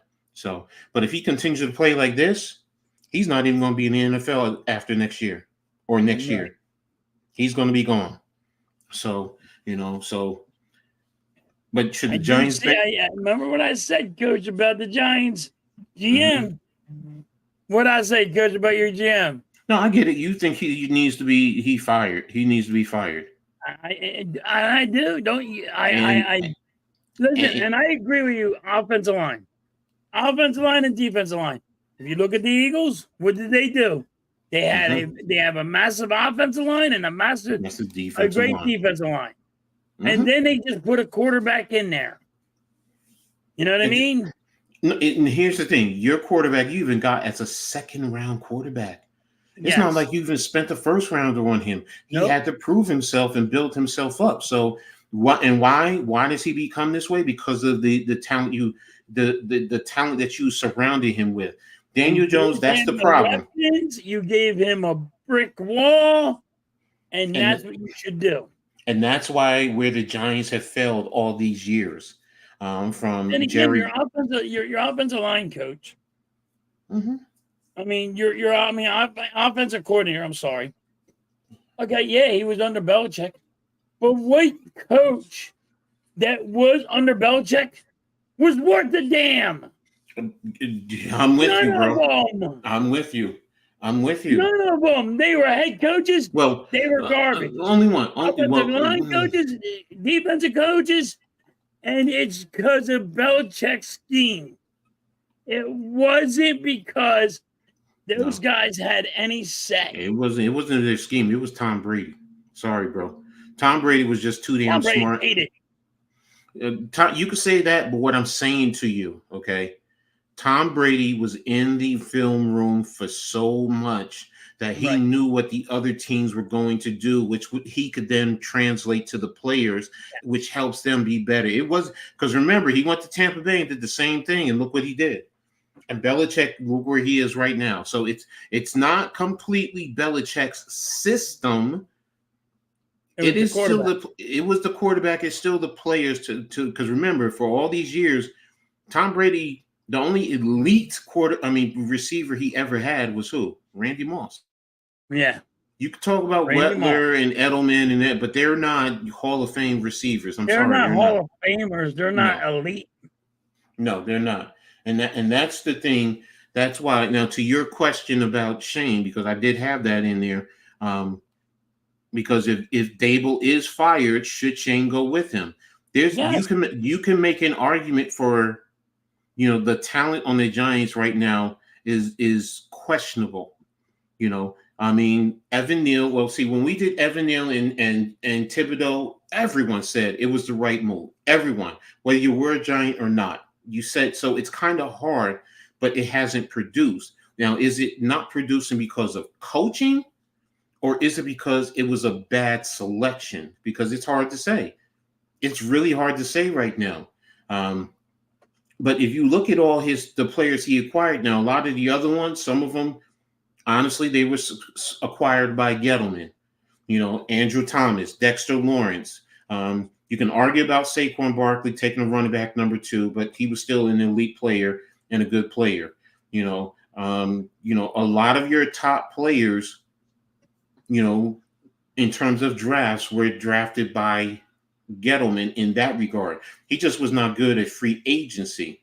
And then Dable, we don't know about Burns right now. Are they using him right? This weekend, one game. I want to say no, because I was expecting more from him. No, I get it. I'm with you too. It's just that good catch. With Brian Burns, it was the first game. I get it.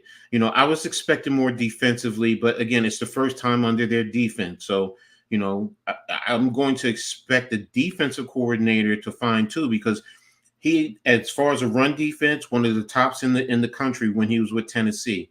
The issue was on the back end. So, and I get it. So, but there are some things that he does that plays games that could be to your advantage, offensively. So, Damn, kid already has 60. You gotta be kidding me. I'm watching the Phillies game and they're just getting spanked. They're just being all on everybody. I'm watching a football game, Kansas State and Arizona right now. So, but I'm watching Star Wars. It's gross. Yeah. In terms of the Giants, in terms of their talent, that's why it goes into, are they one of the worst teams in football? Some of that is your talent. Your talent is the reason why you win and you lose. So, and should, Shane be fired if Dable is gone? I'm not going to sit here and say he shouldn't. Now, you might say, you're going to, if you weigh it, it would probably be Dable, Daniel Jones, and then Shane in terms of being let go, where Shane has the opportunity to, at least keep his job for the most part. So, good move.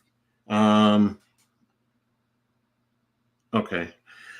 So that's in terms of Shane, that's I've been a Giants fan since the 70s, the late 70s. So, and prior to that, I was my dad's a Steelers fan. So, you're not going to get anybody to take Daniel Jones's contract, Vic. No, you can't. You're stuck with him. Nah. So there's also see what a lot of people don't also know. There's an injury clause in his contract that at the end of the year, if he's injured, his contract, I forgot. I think next year's part is guaranteed. So right now, if he's let go, I think they have to eat $20 million. So it's not another it's $20 million after June 1st or something to that effect. But if he's injured, then I think it needs to. Your head hurts. What do you mean, Mike? He's watching the Phillies game. Oh, okay. And my head hurts watching these clowns. Ooh, interception. So, but yeah, Daniel Jones again. That's trading him right now. And there's a certain amount that a dead cap that they still have to eat for this year. So, I don't think you can do it. I think if you trade him, you eat like $60 million or something to that effect. So, if Dable goes, I don't. Especially, let's put it like this: if this team ends up with your team, my team is losing. So we, Vic. Who's losing 7-0? Noah gave up 2 home runs. So both teams are losing 7-0. Yeah, they're just getting spanked.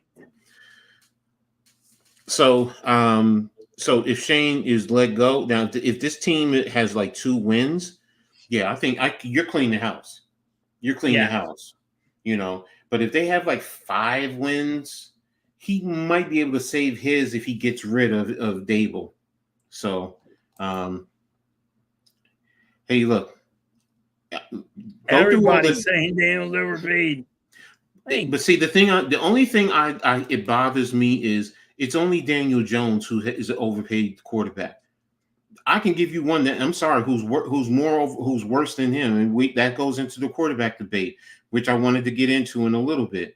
We're going to get into that one because I got a good debate here. Yeah. You know what? Screw it. Deshaun Watson's contract is worse than Daniel Jones. Yep. I'm sorry. The Cleveland Browns are still on the hook for $70 million next year and $70 million the year after that. Guaranteed. Yep. Doesn't matter if he's hurt or not. Guaranteed. Doesn't matter if he's hurt or not. But people have such venom and hate towards Daniel Jones, who, all right, his play is not the greatest. No, I'm never going to sit here and tell you his play is great. It's not. It's not. But Deshaun Watson, especially for someone who came into the league with high expectations,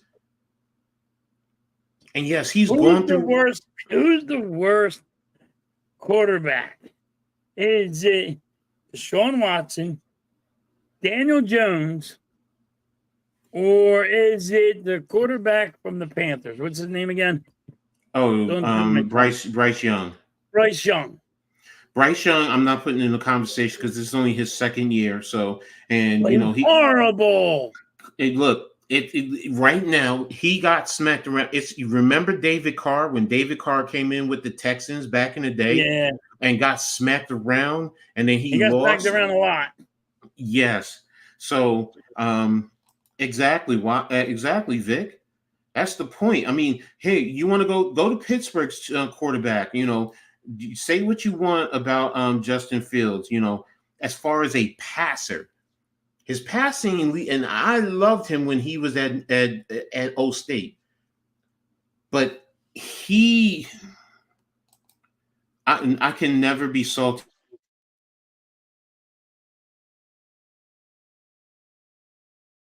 about a player. Go do what you want to do, for your family, whatever. Even if it's sticking it to, I'm not getting salty because a player goes to another. I saw one of the greatest Giants that I've loved, Mark Bavaro, playing for the Eagles. Yeah, I saw Carl Banks playing for the Washington then Redskins. Yep. Exactly, Pritz. Look at Dak Prescott. You're telling me Dak Prescott is worth more than Patrick Mahomes? Yeah, $60 million. 60 Are you kidding me? Like this is why when people go after Daniel Jones, now if you want to say they're overpaying quarterbacks in general, okay, I'm with you with that. You want to include Daniel Jones with that, fine. But Dak Prescott, and I get it. He was a 4th round draft pick. He worked his way up, but he's had talent around him, and he hasn't taken them to the promised land. Yeah, but I will say this: Daniel Jones has not had the talent that Dak Prescott has. Thank you. Not an offensive line. Nope. Not a defense. Nope. Not the wide receiver kind of help that Dak has. So, I mean, you have to look at it that way. If you're going to sit there and go, well, Dak's went to a playoff game and all this, look at the weapons and stuff that Dak has around him to get him there. He didn't get there all by himself. Nope. Where he went, how far he ever got, the talent around him helped him. He has an offensive line. He has a defense. He has a wide receiver. What does Daniel Jones have? He hasn't had much. The only thing when he was here that he had is Barkley. I will say that. Close to the 50 if Jerry would open. You got Barkley, but you don't have a wide. Coach, you got a Barkley, got a great running back. But guess what? You have no offensive line. You don't have an offensive line. Nope. Listen, there's one running back. All right? Well, maybe there's 2 running backs in NFL history that did not need an offensive line that can handle their business. Barry Sanders and Walter Payton. And Barkley's not one of them. If you watch Walter Payton and you watch Barry Sanders, they didn't have an offensive line. But running backs now are not going to be that. Nope. You got to create a hole. They used to create their own damn hole.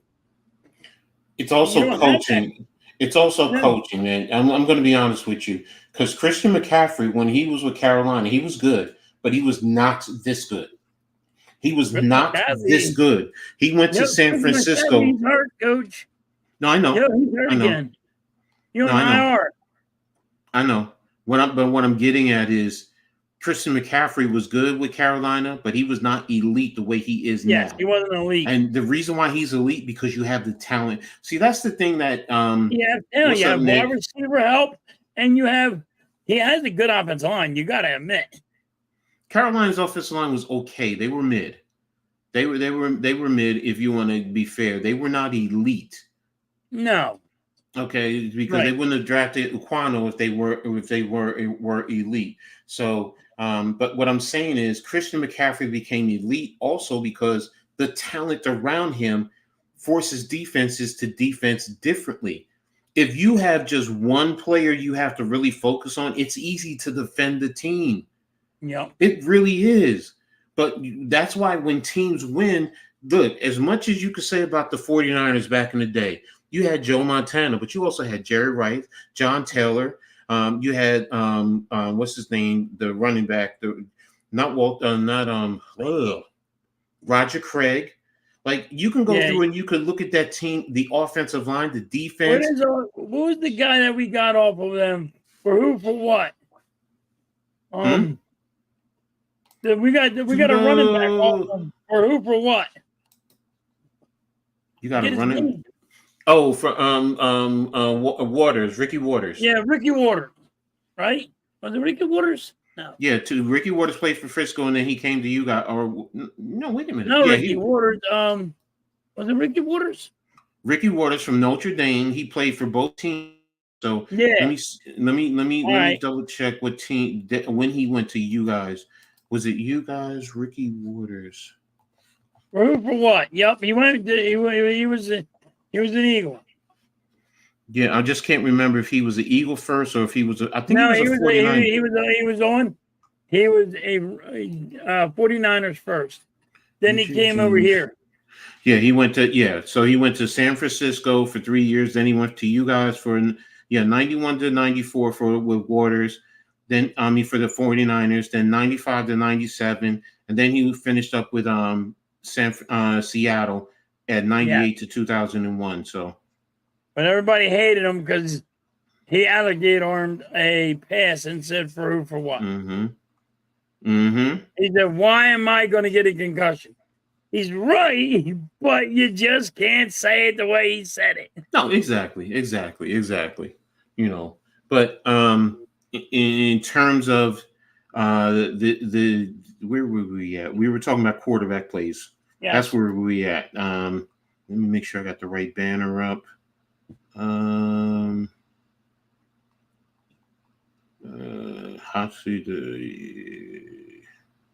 Okay, yeah. So we're finishing up with the. Oh no, I got a couple more segments with the NFL. So, but yeah, in terms of the quarterback plays, so I understand about the quality of play. Daniel Jones needs to play better. Any true Giants fan is going to tell you that. But you know what? Daniel Jones hasn't had the weapons that many other quarterbacks. That's why I say with Deshaun Watson, with Cleveland, Deshaun Watson had more weapons and a better offensive line than Daniel Jones had. He does right now, and look at the performance that you're getting. So it's an atrocity. So Philly should take another day off. Wait, hold on. He even had it in Houston, coach. Yeah, he did. He had some talent in Houston. He had a number one wide receiver. Yeah, I know he had and he had a great offensive line, and he had a good running back. Yeah.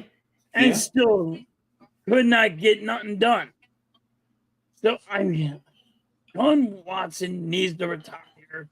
He is, but he's the worst. I'm going to say he has to be the worst quarterback right now. But man, because you're paying him so much money. Yep. I mean, people want to complain about Daniel Jones with the money. Don't forget everything. Nothing. It is nothing. Like right now, Daniel Jones's money is, if you really want to look at it, it's backup quarterback money anymore.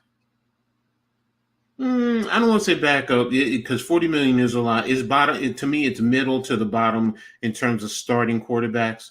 Now, if you want to argue, is he good enough to be a starting quarterback? Okay, we can have that argument. But backup quarterback's probably going to get you around close to $10 million.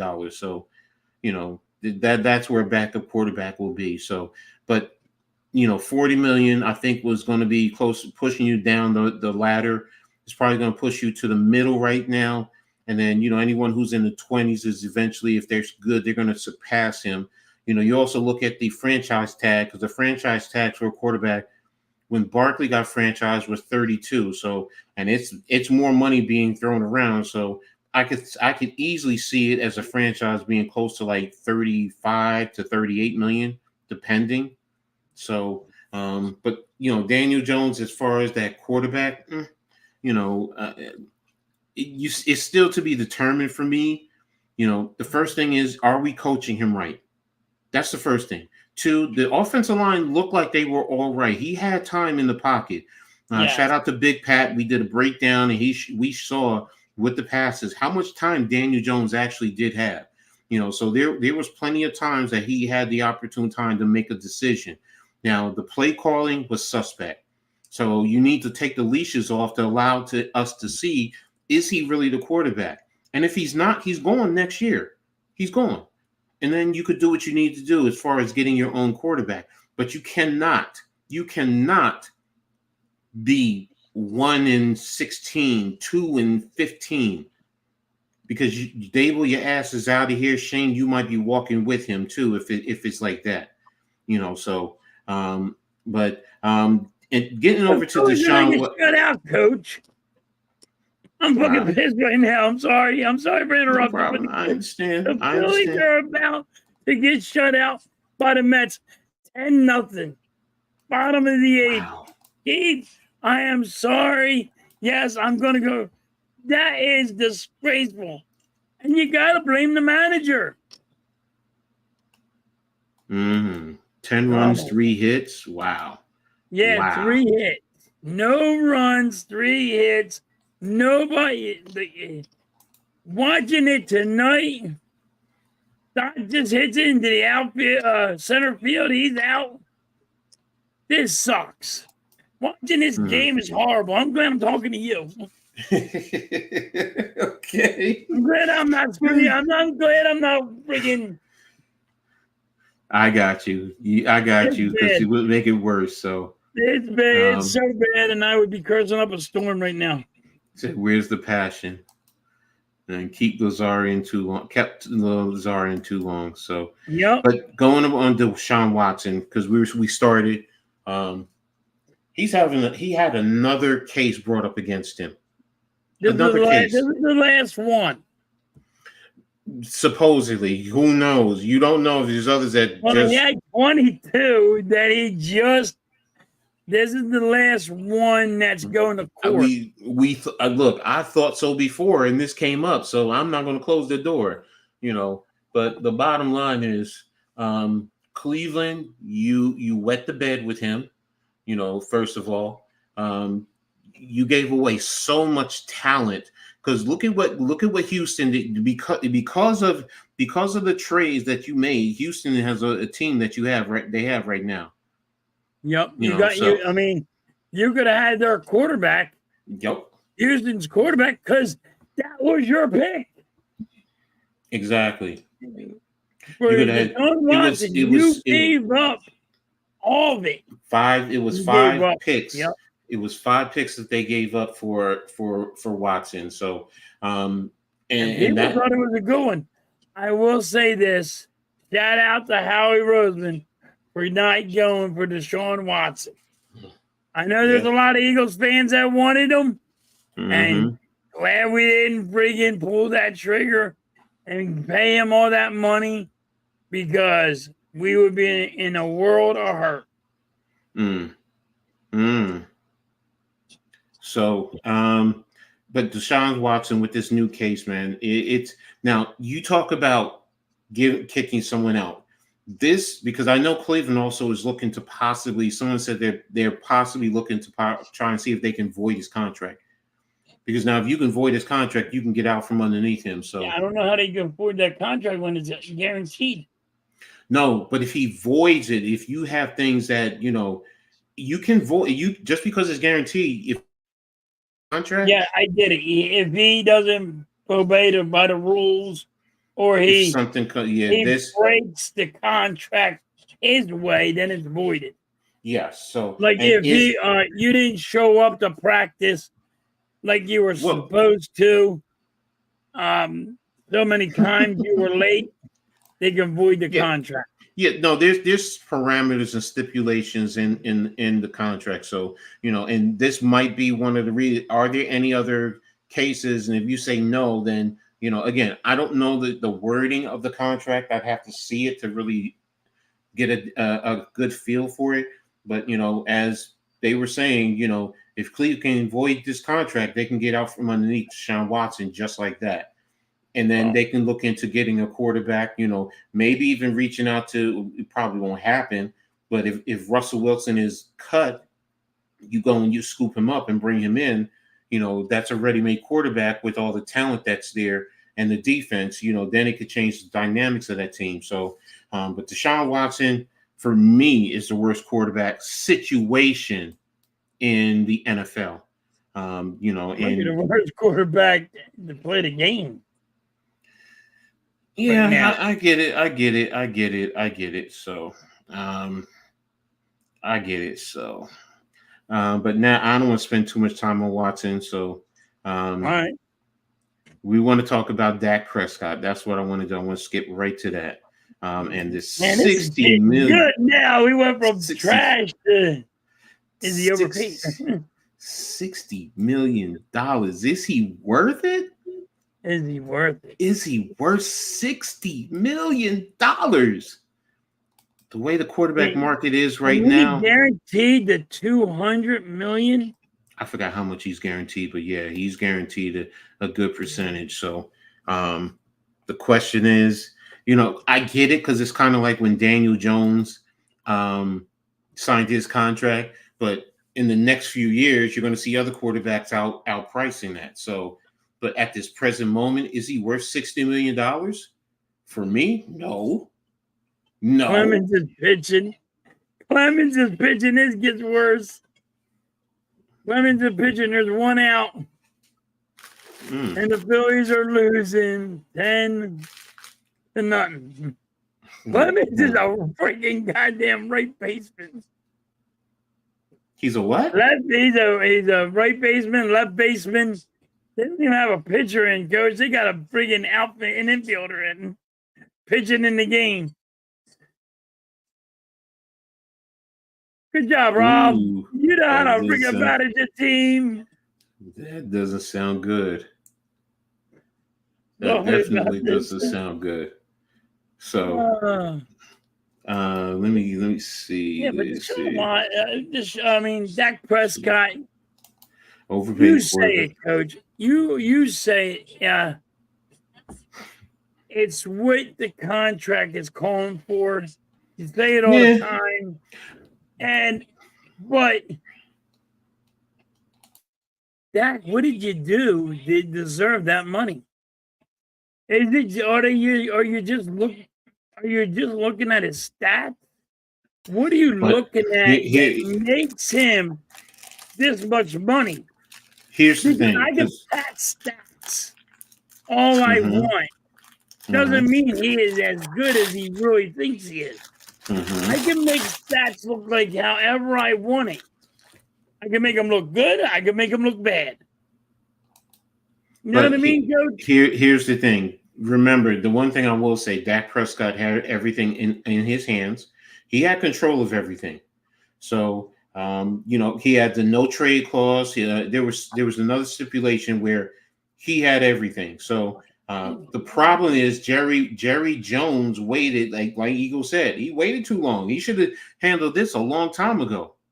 You would have gotten him, I want to say 40 to 45, but you probably could have got him for 50, maybe 55. He should be making what Jalen Hurts made. Yeah.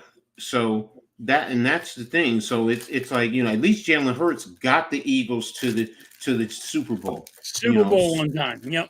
So I mean, he has that as an argument. So, Tua, with the 200, was it? No, Tua's contract, it was guaranteed, and we get it, but he was in that situation where they had to pay him. But Dak, I get the market. The market is going to be changing. But I will say this.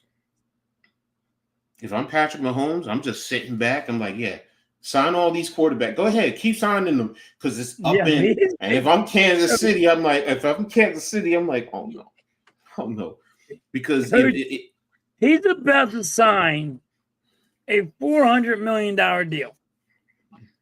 He has to. He almost got 4 Super Bowls. He's got back-to-back Super Bowls. He's gotten Super Bowls. If he wins He's 3 in a gotta get row, paid. if he wins And 3 in a he's sitting row, there going, "Oh, you dumb mobbers." mm-hmm. Mahomes' agent like calls him on the phone. See what Doc just got? Mm-hmm. Well, you're getting paid triple that. But that's the point. That's the point. If he comes back and say, you say he gets 70, $75 million, who could argue that? Right? You're right, fly, Eagles, fly. The market went up with Murray first. I will say it went up with Murray first. Yes. And then you started seeing the quarterbacks, everything changed after that point in time. So, I mean, here you go. Check out Love. Love got paid, dude. Love got paid. Yes. Did he make the playoffs? Yeah. He got paid. Yeah. I will say this. It wouldn't surprise me the way this market is going if Patrick Mahomes got a 4-year, $400 million contract, $100 million It wouldn't a year. surprise me one bit. Not the way that everybody's getting paid right now. It wouldn't surprise me. And don't let him win 3 in a row in terms of Super Bowls. You think he's not going to get it? Super Bowls. That's why you get paid of the Super Bowl. He has shit under his belt. Keith, you're so right. You're so right. It's 100. Even when he got hurt, it's 90 million right now, but then it goes up. So, what's up, that kid Taco? Thanks for tapping in, man. Everyone to the building. Everyone, make sure you guys hit the like button on the Hardcore Sports Network on Philly Halftime. This guy right over there. And for me, Coach Ed Gladney's Amazing World of Sports. Make sure you hit the like button. Subscribe if you haven't already done so. Hit the notification. And always share on all your social media platforms. It's free for you guys to do that. It helps us out immensely. We appreciate it. It helps our channels grow. And also, make sure you guys comment. That's one thing we always forget to say. Just comment, even if you say hi. Just comment because that gets it in there. That and they see the conversations, the interaction, and it helps this show. And it helps our channels, and it helps us out a lot. We really appreciate it. What's up, Allison? She says, "What's up to you, Halftime?" Joseph, what's good? Hey, he's on his wife's phone. Oh, okay. Yeah, Vic, we know. Thank you, brother. I appreciate it. There's always somebody in the back who's watching, so that's why I say that. So but there we go. The signing of good old Dak Prescott. So I think he's overpaid, but I mean, watching against the Cleveland Browns, he fucking dominated. You know what I mean? But I mean, yes, they played the Cleveland Browns. Exactly. You know what I mean? Exactly. Well, I was expecting the Browns to be better than that. I'm not gonna lie to you. No, I expected a lot more out of the Cleveland Browns because I thought Cleveland was going to beat the Dallas Cowboys. Ooh, what a catch. Especially, I do not want to say that the Dallas Cowboys are going to win any game because I hate them so much. Oh, he says swept by the Mets. Next week the Brewers, and at the Brewers and then the Mets. Yeah, we're getting our ass kicked right now. All I want is a goddamn run. I'm going to say this, Vic. I don't think Micah's leaving. The way this market keeps changing, they're going to find a way. They're going to find a way to get him paid. Yeah, he's going to get paid. He's going to get paid. So I was thinking he wasn't going to. And I think I was thinking your way too, but the way that they started paying these guys is unbelievable. Yeah, they have no choice to overpay that, and because Dak had the control there, so it was 9 magic number for the divisions. What's that supposed to mean? You have 9 good games to win to get the division. You gotta win. We gotta win 9 more games to win the division. Okay. That's what that means. That's the magic number 9. As everybody has a number. Magic number. Yeah. No one to yeah, that was the other thing. Most teams are like that. Once you get your starting quarterback, there's really not much behind it. Kansas City loses, God forbid they lose Patrick Mahomes, that affects them. So I know the Saints look good, man. They played the Buck. They played the Panthers. That's all I can get say. it, but they look good. They look good, but they played. They look good though. They play the Cowboys, I right? have the Cowboys winning, but in my heart of hearts, can the Saints please win? I didn't do my pick'ems. I got to do my pick'ems. So, yeah, the Cowboys defense is better. So, I like the Saints, but I also hate the Cowboys. Look, I hate the Cowboys. I can't stand the them. Cowboys. They're the worst team for me. So, but that's where we go in terms of the NFL. Damn, we spent a lot of time on the NFL, bro. A lot of time. Fun. That's fun. So, that's fun, though. I love it. No, I know. I'm going to go into the next topic. So, and it deals seriously. It dealt with a lot of with the Tyreek Hill, and we touched on it a little bit. Me and Halftime with our own personal experiences. But how do you engage anybody normally? How do you engage with police officers who are overly aggressive and disrespectful? I mean, it's a tough situation. Some people are going to be scared. They're going to be scared. They're going to be afraid for their lives. So if their families with them, their families' lives. How do you, as a person, a normal person, and you pulled over and just automatically demands your ID? Most people don't know. You don't have to give them that. Because they walk up to you, they can't just walk up to you and ask you for your ID. They have to tell you why they pulled you over. So when you first roll down your window, you're just like, why'd you pull me over? It could have been like a headlight out or a tail light out or something like that. And that's just giving you common courtesy that you have that out. Say, oh, I didn't know that. Mm-hmm. But saying that, that's what you like when they pull me over. That's why I say, before I give them any information, why'd you pull me over? Why'd you pull me over? Or they go, do you know why I pulled you over? I don't know why you pulled me over. Exactly. First of all, I ain't letting you. I'm not going to sit there and help you. Investigation. What I did wrong. Because God, Lord, I'll tell you, well, now, I woke up this morning, I did that wrong. Yeah, you know what I mean? I got dressed to go to work, and I did that wrong. So, I'm not going to help you incriminate myself. So don't go there and say, yeah, I was speeding. Because then the cop goes, boom. Oh, so exactly. And you're right. I mean, you can't do just this. All you sit there and say, I know, so I don't know why you pulled me over. Well, I pulled you over for a seatbelt, or I pulled you over for this. First of all, if I'm doing 60 miles an hour and you're passing me doing 60 miles an hour or 50 miles an hour, you did not see me with my seatbelt on. I call bullshit. You know what I mean? But it is. But people, are you gonna fight the ticket and miss a day of work over it? Then you gotta pay. You're getting so if you're making $130 a day, and it costs you $25 for the ticket, are you really gonna go fight it? Here's the thing. Court cost is going to cost you $30 on top of that. So now it's $50 if you lose. But here's the thing, though. Okay, because we're talking about cops who are overly aggressive. Okay. The first thing is, just what? Why did you pull me over? Blah blah blah blah blah. Okay, license, insurance, registration. I already usually have that in my hand, so I could just give it to them.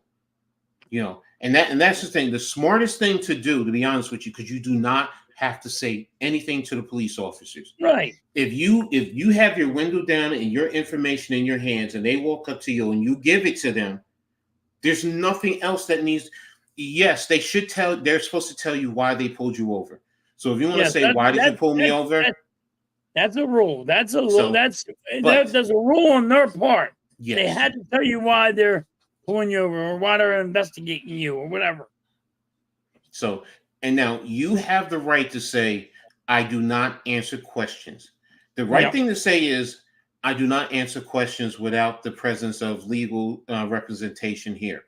Once that happens, boom, that's it. There's nothing else that they can do, really. They can look in your car and all this and that, and you know what? Look in my car. I have nothing to hide.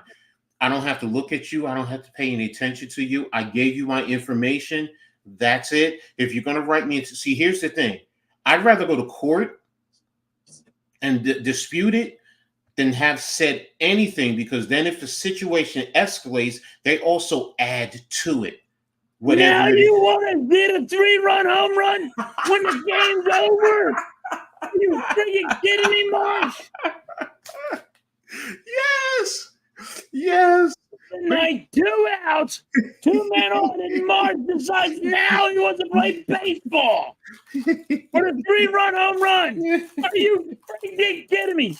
You guys couldn't score all damn night, and now you want to pull this out your ass? Oh. I can't take yous anymore.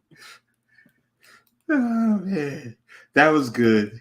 That was good. Mets will make the playoffs. They straight 3-run home run.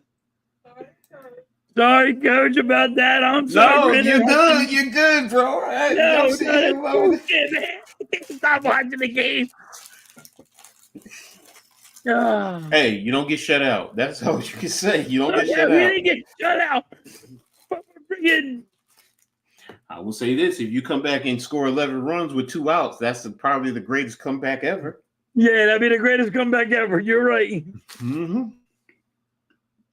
So, but in terms of police officers, like I told you before, when they pulled me over, what did I say? I asked for a supervisor, keys on the top of it. I assumed you're not going to sit here and first of all, add charges. I'm not going to give you the opportunity to hurt me. I'm too smart for that. It's not that I'm scared of you, but I also know that, you know what? The more I fight, the more you're looking to add to whatever it is you got me on in the first place. That's what they're looking for too. They want to piss you off and push that button and see if you will take it to the next level. And that gives them the right to do what they're doing. You know what I mean? Mm-hmm. And that's why you can't do that.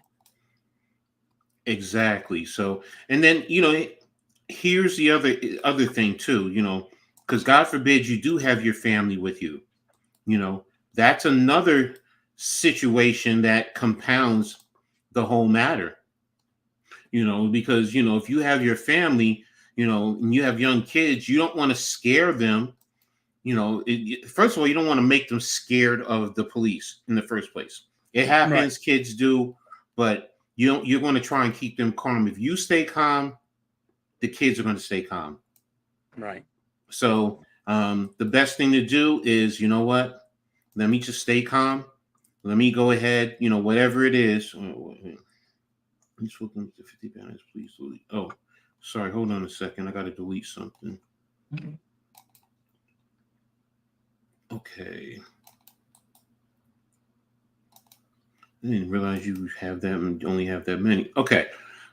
You have to be smart about it. And that's the thing, a lot of times we aren't.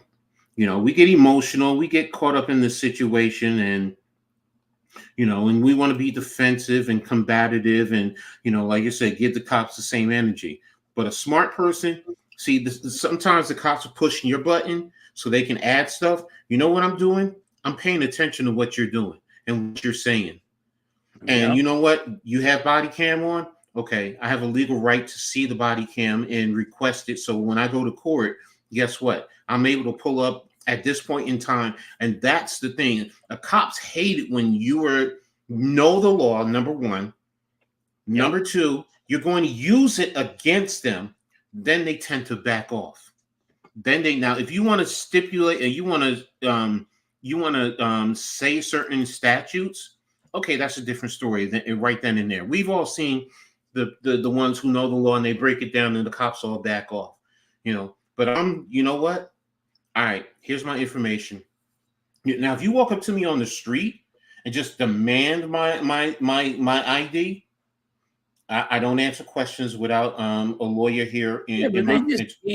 they just can't There's do that. cops who, But they're not allowed. They're not allowed to, but there are people who don't know the law and they just give it to them. This is why you need to record. This is why everybody has these phones. Record your shit every time. And guess what? If you record them, they'll be like, "Yo, let me just get away from them." Which goes into the other part of the question, which is, what would you do if you saw a police mistreating a person on the streets or in a home? Would you speak out, film, call an attorney, or walk away and mind your business? See, those are the things. I would record because, first of all, speaking out puts you in trouble because they're already high-headed. So, but you're getting that person's back. Let them record it. Let them find out. Say, yo, all right, I'll get your information and I will send it to you. This recording for you, and that's it. And then that helps the situation. You're not getting in trouble. That cop says something to you, say, I'm recording you. I'm allowed. Exactly. I'm allowed. Exactly. You are being violent with that guy. I believe you're taking it to a whole different level, and you will be getting investigated on it. Because I'm going to send it to your boss, and you lose your job. Exactly. So those are the things and there are people who live in areas, I'm going to be honest, look, most of us don't live in those types of areas, but they live in an area where cops are, they're dickheads, but they're living in a prime area, and the cops are just saying everyone in that area is guilty. That's the problem, though. And I have friends, I have family who are cops, and they all say the same thing. That's what makes it hard for cops like them, because they're good cops. And I don't have a problem with Phillies. How you lose to the Mets the way you did? My bad. Sorry. No, that's the game's over. Phillies got 3 runs. They can't friggin' do nothing right. Damn. No, you everyone is right, and that's the thing. The biggest thing I'm trying to impress on people is stay calm as you can be.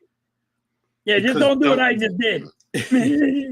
Yeah, look, we all have those days, and you don't want to be bothered, and cop comes up, and you're like, "Fuck, what the hell?" And you have a nasty look on your face. So now the cops are going to be defensive themselves. So but you want to try and, I'm sorry, your officer, having a rough day. See, here's the thing. If you want to converse with them, how's your day going, officer? If they say, what did I pull? Do you know when I pull you over? No. What did you pull me over? If you want to ask right away, what did you pull me over, your officer? They have to respond. You ready for this, Coach? I got pulled over for going 2 miles over the speed limit. They usually give you like a 5-mile buffer. Yep. Hold on. And so I got pulled over going 2 miles over the speed limit. And the next street I was going to a job in Wildwood. And I went to a job. Man, you want to talk about cops? This guy pulled me over 2 miles an hour over the speed limit. There's a house being built. The construction workers are laughing at me. Tears in their eyes. Because they're like, the cop goes, yeah, I pulled you over going 2 miles over the speed limit. You're going way too fast.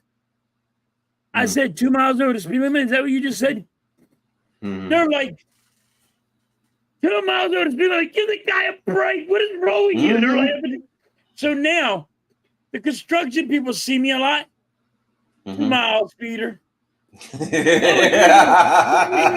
miles, Peter.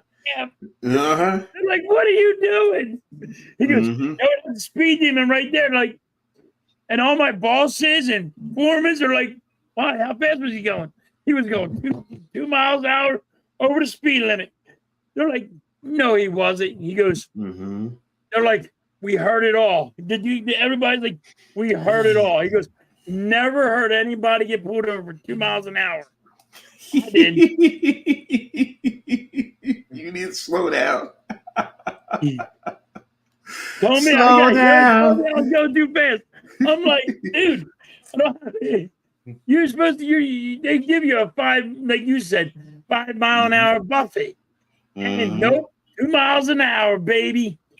And but then I was on a different road. I was on my way home, 49. Big trooper pulled me over. 3 miles an hour over the speed limit. I said, you can't make this shit up. I was like, you can't make this shit up, man. Yeah, they just wanted to pull you over. They just wanted to pull you over for no reason. Like, they were just, now listen. Some cops have that. Like everybody knows, they're trying to make their quota. You know what I mean? And they're just going to pull your ass over and fuck with you. Don't give them the satisfaction where they get themselves, you know what I mean, get more out of you than it's worth. It's keep your mouth shut as much as possible.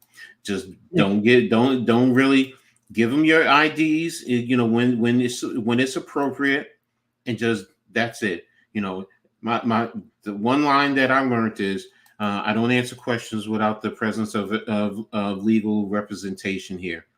So, you know, I mean, if you want to get me a lawyer, then get me a lawyer to come on down, and I'll answer any questions at that point in time. You know, because again, they're doing an investigation no matter what. Every time they pull you over, it's some type of investigation, and they want to add on to it. Well, I'm not going to make your job easy. I'm going to make it hard for you. You know what? You want to ask me questions? Give me a lawyer. And they don't want to do all that, because then there's also more paperwork or whatever the case may be. No. Real simple. Here's my IDs. Boom. My driver's license, registration, and insurance card are right here. There's nothing else that I need to give you. Plain and simple. Real simple. And when they ask me where I'm going, don't have to answer I'm that. like, why do I have to answer that one? Like, nope. Don't why? have to. Why do you need to know where I'm going? Where are you coming from? Why do you need to know that? I'm supposed to tell you my life story? Now, cops do not like it when I say that to them. Maybe that's one of the things I am. Like, I do have I will get sometimes snotty when they ask me that kind of stuff. Like, what's it to you? Exactly. Why do I have to tell you where I'm going? Where have I got to tell you where I'm coming from? When you answer, you have admitted guilt. Yeah, you're right. That's why I say don't answer questions. Very simple. When they pull you over, you know, if you have, and that's the thing, you know, for example, I always have, I don't put my stuff in my glove compartment. You know, I have my stuff actually in my visor over the top. You have the little bands that you could slide stuff into. I have it there. When I get in the car, the only thing I will take out is my driver's license when I get out of the car. You know, because if somebody else they know it's right there. Boom, you grab it and you do what you got to do. But then I'll put my license up there. So if I get pulled over, I know, slide it out. I have it in my hand. So when they come up, roll the window down, you know, good afternoon, you know, blah, blah, blah. Do you know why I pulled you over? No, what did you pull me over for, officer? This is why I pulled you over. Okay, officer, thank you. Here's my information, driver's license, insurance, and registration. Yep. They'll look at you like, excuse me, I didn't ask for that. Okay, and just have it ready. It's a traffic stop. You know, if that's what they're telling you that they're pulling you over for, okay, it's a traffic stop. Here it is. You know, you can take my information. Now, if you don't want to take it, then you're telling me you're looking for something from me. You're looking to do more, to cause more, you're trying to fish, and you're trying to get me to incriminate myself. Like, see, I'm always like, you might say you got pulled over because of your brother. I did. Hold on, I did. Wait a minute. I leave work or I leave my house early. Mm-hmm. All right. I go past the police station. Mm-hmm. Not gonna lie. And they just sitting on the side of the road and they go, and they pull me over for my brother. It's like crazy. Here you go, Coach. I got pulled over, right? Mm-hmm. Just like a week ago for my brother that's been passed away for 3 years. Really? Because they think I'm him.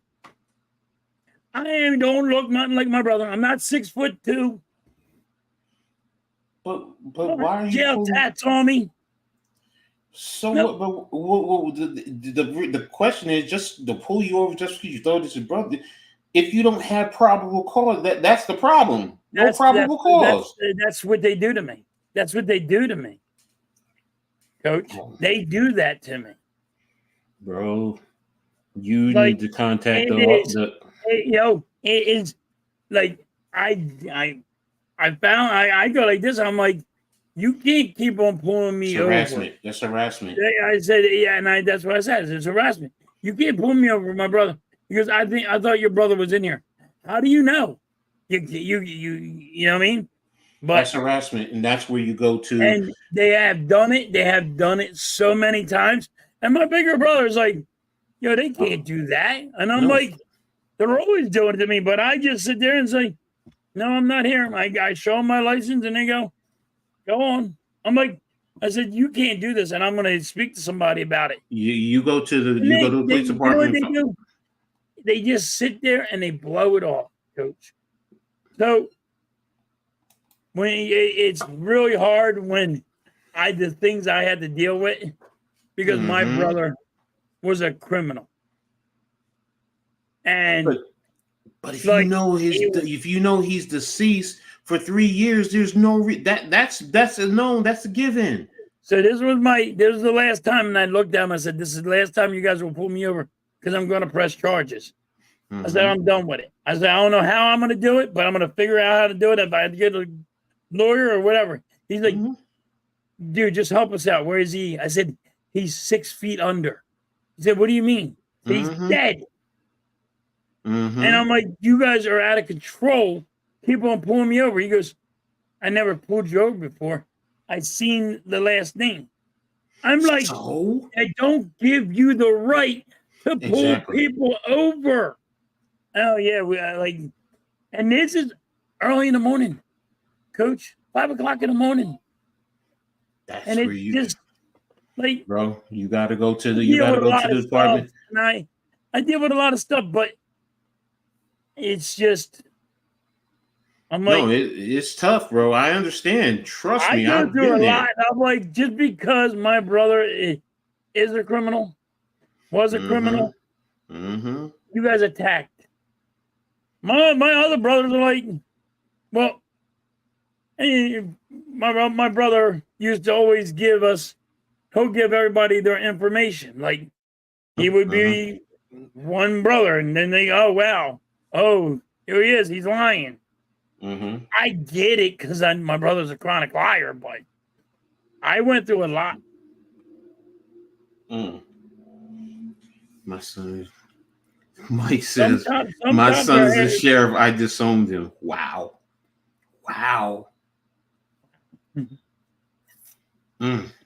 See, like I said, I got family who were in good friends who were cops. I got cousins that are right in the same township. Oh, he said he's I got state troopers that are in the family. And I'm going to sit there and tell you, you know what I mean? That they just say, and my uncle, he'll call me my brother's name. I'm like, no, wrong one there, buddy. Oh, my mother. He'd be like, so you arrested him. I'm like, we're not even, we know Monley. We ain't even got the same height. I'm fat, he's skinny. He's a sheriff of Gloucester County. Okay. That's where my ex-wife lives. She's down in Gibbstown. So she's right outside Yeah, Paulsboro. I've been through a lot. I've been through a lot with cops. I think we all have. Look, when I was doing my dirt, I've had to, finagle myself, but I've also learned, now you ain't gonna mess with me. I don't look over my shoulder anymore. Don't have to. That's why, if I'm driving and you pull me over, I'm gonna be like, all right, I was speeding. That's why I always have my stuff in my hand. Look, you're gonna come up to the window, I'm just gonna give it to you. You're gonna tell me what you pulled me over for. Once you say it's speeding, okay, fine. Here you go. Oh wow, my dad lived on. She lives right off of that exit off of 195, right where the gas station and the McDonald's is. So she's right around there. So I don't know the streets over there. But yeah. No, I'll give me my ticket and I'm gonna go about my way. I'm not gonna argue with you, whatever. If I want to go to court, I'm gonna fight it. That's it. Right. If I just think I deserve to fight it. If it's justifiable, I'm gonna pay the fine and I'm gonna keep it going. So if there was a law, there should be a cop. It's called harassment, and you do it is against the law, and you have to go file a complaint. Right. But then it's a lot you have to go through, and it's of course. The problem is with me, I work so much. Is it worth doing? True. And all I got to do is say no. He's dead. Leave me alone. I'm not him. You know what I mean? Exactly. Like, I don't. Yes, it's harassment, but I deal with it, and it's wrong, and I know it's wrong, but it's. I got more. I got so much. I got more to do. I got work. I can't lose. I can't lose a day of pay to go play tiddlywinks with some cop that has a chip on his shoulder. I'm with you, bro. I understand where you're coming in, and what you're saying makes a whole lot of sense. But yeah, that was the special discussion for today. So I'm going to go through this right now. This went a little bit longer than we expected. Yeah, I know. We're going to go ahead through MLB. The standings with the MLB. Good old baseball. Fortunately, your Phillies lost today, so we already see that. They got spanked. Last I just saw, the Yankees came back to go up by 1 over Boston. So, but here's the current standings.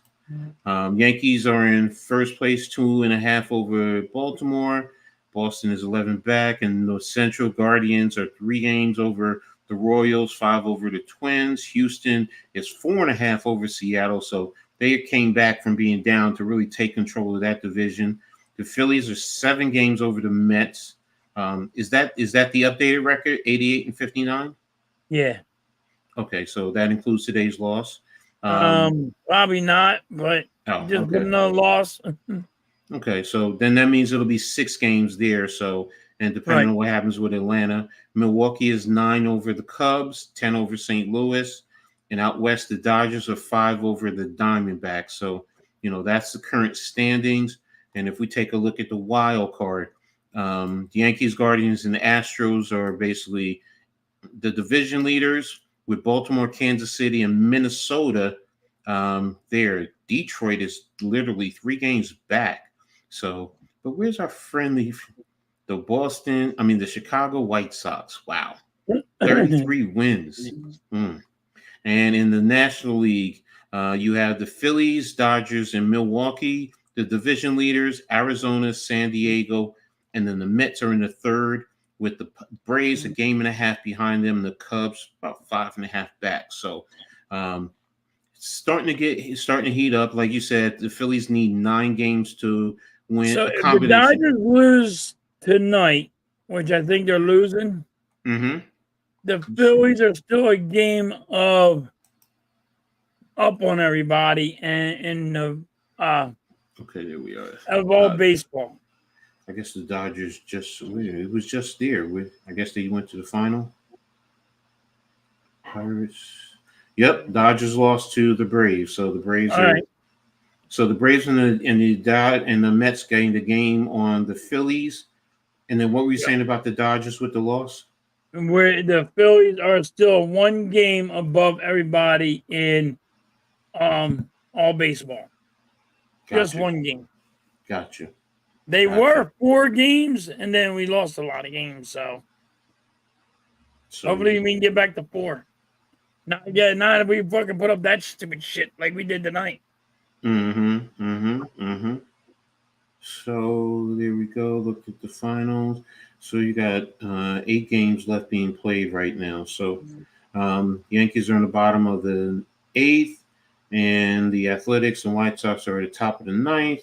Cardinals and Blue Jays are in the extra innings. I think there's still like 20 games left in the season. I think it's somewhere around there. Let me just 13 to the 14. I'm gonna go through all this. I'm just gonna pick a team and get their schedule.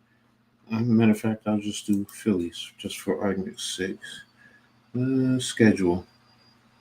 So where are we at? This is September. So we're here. So they got 7, 8, 10, 12, 14, 15. That's it. It's 15 games. There's nothing in October, is it? Yeah, there's no. So you got 15 games for the Phillies end of the season. So it's already went down to 15. Okay. Yeah. So the Phillies need 8 more wins to handle their business. Right, there you go. So very, very, it's getting down there. That's the one thing that I do like about, when you get close to the end of the season, the playoff push, so it's going to be interesting. So as a Yankees fan, though, I have to ask this. Are the Yankees the biggest frauds in baseball? Oh, that's a good question. Right now, I have to. That's a good question right now. I'm going to say yes. And I know my Yankees are in first place in all the American League, and I get it. But, as my man NYG always says, we have high standards for these Yankees. And then when you have Juan Soto and Aaron Judge, Cole, who's supposed to be an elite pitcher, with his play, and you have certain players on this team who, we thought they would be better than where they are right now, but they ended up not being the players that we thought. And the payroll that you have, it's one of the top payrolls. Now, yes, they're tops in the AL. I get it, but do you really feel comfortable with them being a championship contender in the American League? I don't. Right now, I'm concerned with Baltimore and Houston. Right. I have to be honest. I mean, Baltimore is young, so you can't say it's Baltimore because they're young. They give the Yankees trouble. But but the Yankees, because of the payroll, you know what I mean? And you have to look at the payroll. You got to look at it's like the Dodgers. The Dodgers have a payroll that's crazy. Yeah, true. I'm gonna say the way it's been going right now for the Yankees, there's a good debate there. Don't forget, they started the season. They were literally at one point 20 games ahead of everybody. And you came back down to earth. So it's like, look, you did let everyone down. We all thought they were, just going to run away with it. And you were doing this without your ace pitcher. And then you came back down to reality. And look, okay, maybe we shouldn't have thought they were going to be better than that. But when you go up 20 games or, you have a big lead, come on, man. And then you come back down. Then again, you're putting all this money out there. You gotta have high expectations. And then you only got Juan Soto for 1 year, because to me he's gone next year. He's gone. Yeah, I think he's gone. He has to, right? I think, I think he's going, and I think he's going to find somewhere else to go next year. So, and maybe the Mets. I keep Yeah, it's hearing a that. long, So, yeah, it's a still a long long season. season. So, Still a long season. yeah. So, that's my little Yankees dig. I'm sorry. I know I'm I spoiled when it still comes to got the the Yankees. Yankees and the Phillies in the World Series. Are there any other teams you would consider fraudulent? Would you consider the Dodgers? Do you think they're a fraudulent team? I think the Dodgers always overpay their people. Mm-hmm. So I think they're going to be probably like one and done. I think the Dodgers are like one and done. I think the Yankees, the way they are going to I think it's going to be the Yankees and the Phillies still in the World Series. Oh, hey, I was supposed to be here. Why did I switch it? What about? Do you consider the Phillies fraudulent, or do you think they're just just having a tough row? If we're one and done, then yes, we're fraudulent. Mm-hmm. Okay. Well, who do you think? Because I had it up. Who do you think would be a surprise team to make a World Series run? I want to say Baltimore. Okay. Right. Okay. Then this is the reason why. Mm-hmm. They're a good team. Everybody knows Baltimore's a good team. But it's because how young they are. Mm-hmm. Mm-hmm. Mm-hmm. Because they are so young and all their talent is homegrown. Mm-hmm. I will agree with that. They're all homegrown. They're picks. They are homegrown. That's their freaking the way they done it. They don't go and really go get a lot of guys. Free agents, yeah. They don't get free agents. They don't go make real big trade moves. So, Baltimore, anyone in the National League who you think would be a surprise to make a World Series run? I don't know. If you want, I can pull up the standings, or you can take a look at the standings just to help along. Let's see. Here, present, screen share, standings, share. I'm going to say. Here you go. In the National League, you got to be worried about Milwaukee. Okay. Milwaukee's a good team. Milwaukee is you know what kind of team they are, Coach? A lot of people are not saying. They play small ball. They play smart baseball. They allow them to get on base. They want now. You know how baseball is. It's a chess game. It's a chess game. So the pitcher now, if there's a man on first, pitcher is trying to hit into a double play. Milwaukee will fucking take that thing right downtown. They'll hit a home run out of it and not get it as a double play. They'll get a hold of it and crush it. Or they'll put a blooper over the infielder's head. That's small ball. And they're a scary team to be watching. I don't think the Cubs are anything, but and the Dodgers, the Diamondbacks too play small ball.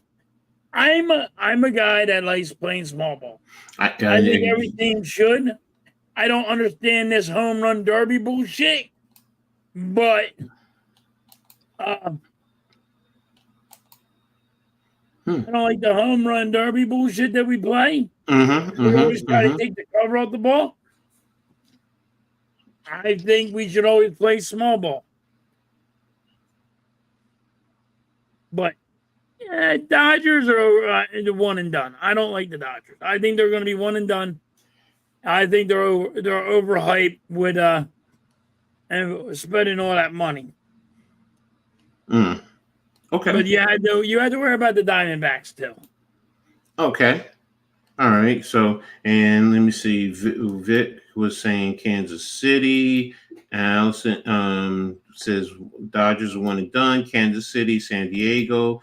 I agree with San Diego. I like what San Diego has. Others, then they have a team that can play small ball. So, there you go. Yeah. So now playing with these teams, listen, playing small ball is how you're going to win a World Series. Taking the cover off the ball and trying to hit home runs all night long, you're not going to win a World Series like that. Well, that was my next question. With these teams that we're talking about, do you think that they can win it all? Do you think Baltimore can, win the World Series? I think Baltimore has a real good chance to win it all. Mm-hmm. The way they play.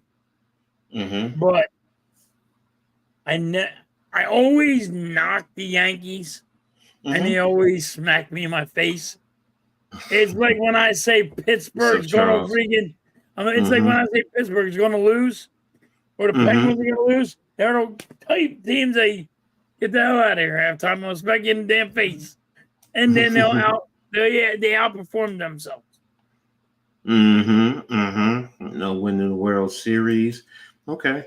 I just stopped by show my forehead, and thank you, Charles, as always, man. Appreciate you always. So, yeah, there's some great points. I'm going to be paying attention to that, especially Baltimore, Milwaukee, San Diego, to see if they can make that run. So, halftime, you like jinxing your teams. I do, Vic. I jinx them a lot. Listen, I'm a real big jinx. I'm going to let you know.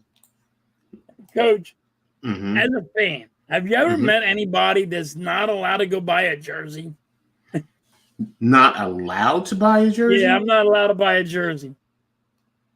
This is why I jinx my team so bad that the guy will get hurt or he's traded the next year. Wow. That's how bad. Ready to Randall Cunningham, coach. Buy his jersey. Yo. Next day. What happened when his leg? Remember that big where what he tear? He tore everything in his fucking knee. It was possible. Yeah, I bought his jersey and he popped every freaking ligament and muscle and ripped everything out of his knee. I bought a lot of jerseys and we always they're gone. So then I'm married to Miss Halftime, and he goes, he likes this guy from the Flyers, Nitty Mackey. He goes, buy me a jersey. I was like, I can't buy the jersey. She said, why? I said, he's going to be gone. If I buy him a jersey, he's not going nowhere. He's a backup frigging goaltender. I said, he will be gone as soon as I purchase his jersey. No, he's not. All right.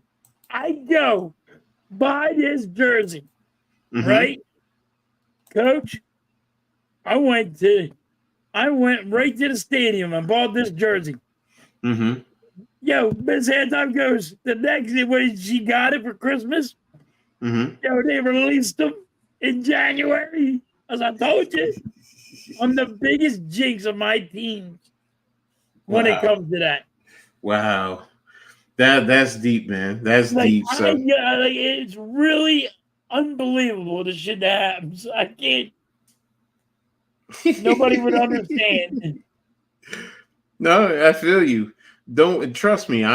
There's certain times where I'm even to the point where I wear sometimes the same socks. Like if your team wins, you wear the same socks the next time they play, or some pair of clothing. Like when I played, I wore the same socks, and I had these certain gloves. I wouldn't wash them. I'm like, they have to stink. They have to be and that's just how I was. It was just like, and I was superstitious. So it's like, I have to buy him a jersey. Yeah. Now, as far You as can't give me a jersey. Nobody. I'm not allowed to have it. well, see, here's the funny thing. I've always bought jerseys. The only jersey of a Giant that I ever bought is Lawrence Taylor, and of a Knick is Allen Houston. Those are the only two New York teams that I bought. I bought jerseys for other players. I got a LeBron James jersey. I bought a Carmelo Anthony. I bought an Allen Iverson jersey from his high school days. So I do have that in my collection in the storage. So I understand, and I'm like that. So it's like I will be getting. I'm gonna be getting a Reggie White jersey. that's different. I'm gonna go old school and go Reggie White. I can understand that. One of my favorite defensemen is Jerome Brown. God rest his soul. So, I mean, that dude had like linebacker legs, and he was a beast. I mean, everybody was scared of him from the U. You know what I mean? So, I was really upset when I heard that, and shocked when I heard he passed away. Yeah, I think all of us were. Yeah, but he was a young dude. Yeah, dude was a beast. He was not a guy to mess with. Nope, definitely wasn't. So, all right, so we're gonna go ahead and wrap it up. We've been on here a long time, but this has been a phenomenal show. 3-hour tour. Yeah, so a 3-hour tour. So I want to thank everyone. She called it. She goes, "You guys are gonna be open like 3 hours. 3 hours. You guys go for a whole long time." Yeah, it's a fun thing. It's fun now. Yeah, so everybody in chat works.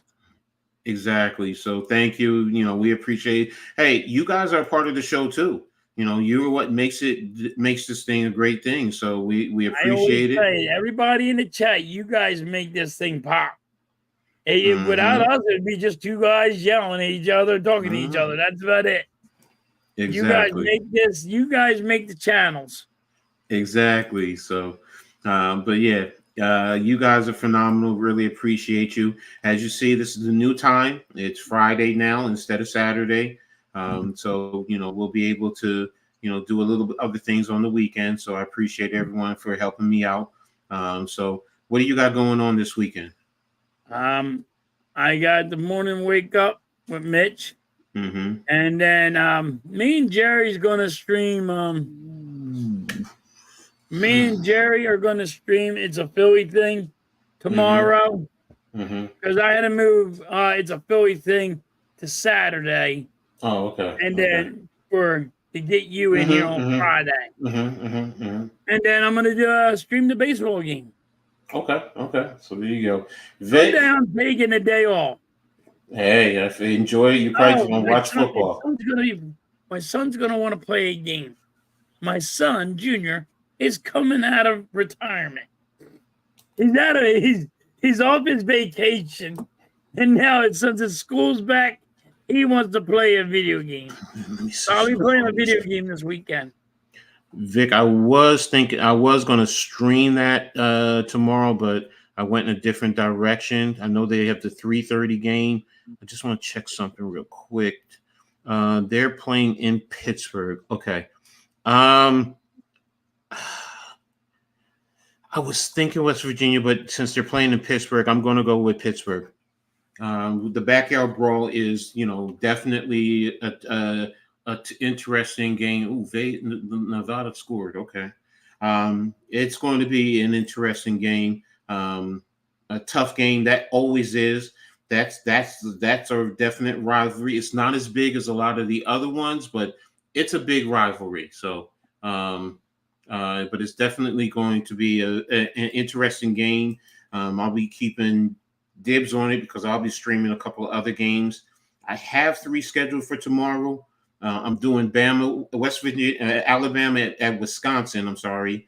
I'm doing what's the 3:30? I think the 3:30. I'm doing Washington I'm doing Notre Dame and Purdue. I'm doing Notre Dame and Purdue. and I have Colorado and Colorado State on the board, but I might have something that comes up that I have to attend to over that. So, if I don't, then I'll just keep it update. So, but that's what I got going on tomorrow, Sunday. Giants conversations. I'm going to probably start with Big Pat with a little bit of the Giants game. Why I'm going to torture myself, I don't know, but then I'm doing the New York Liberty. They're playing a big game against the Minnesota Lynx. This is number 1 and number 2 in the WNBA. So it could go into playoff implication because Liberty are tops right now. Monday I have the Pick and Roll podcast. I have the Read and Attack show. Tuesday I have Heart of the City. Wednesday Pick and Roll podcast, as well as doing it for the R.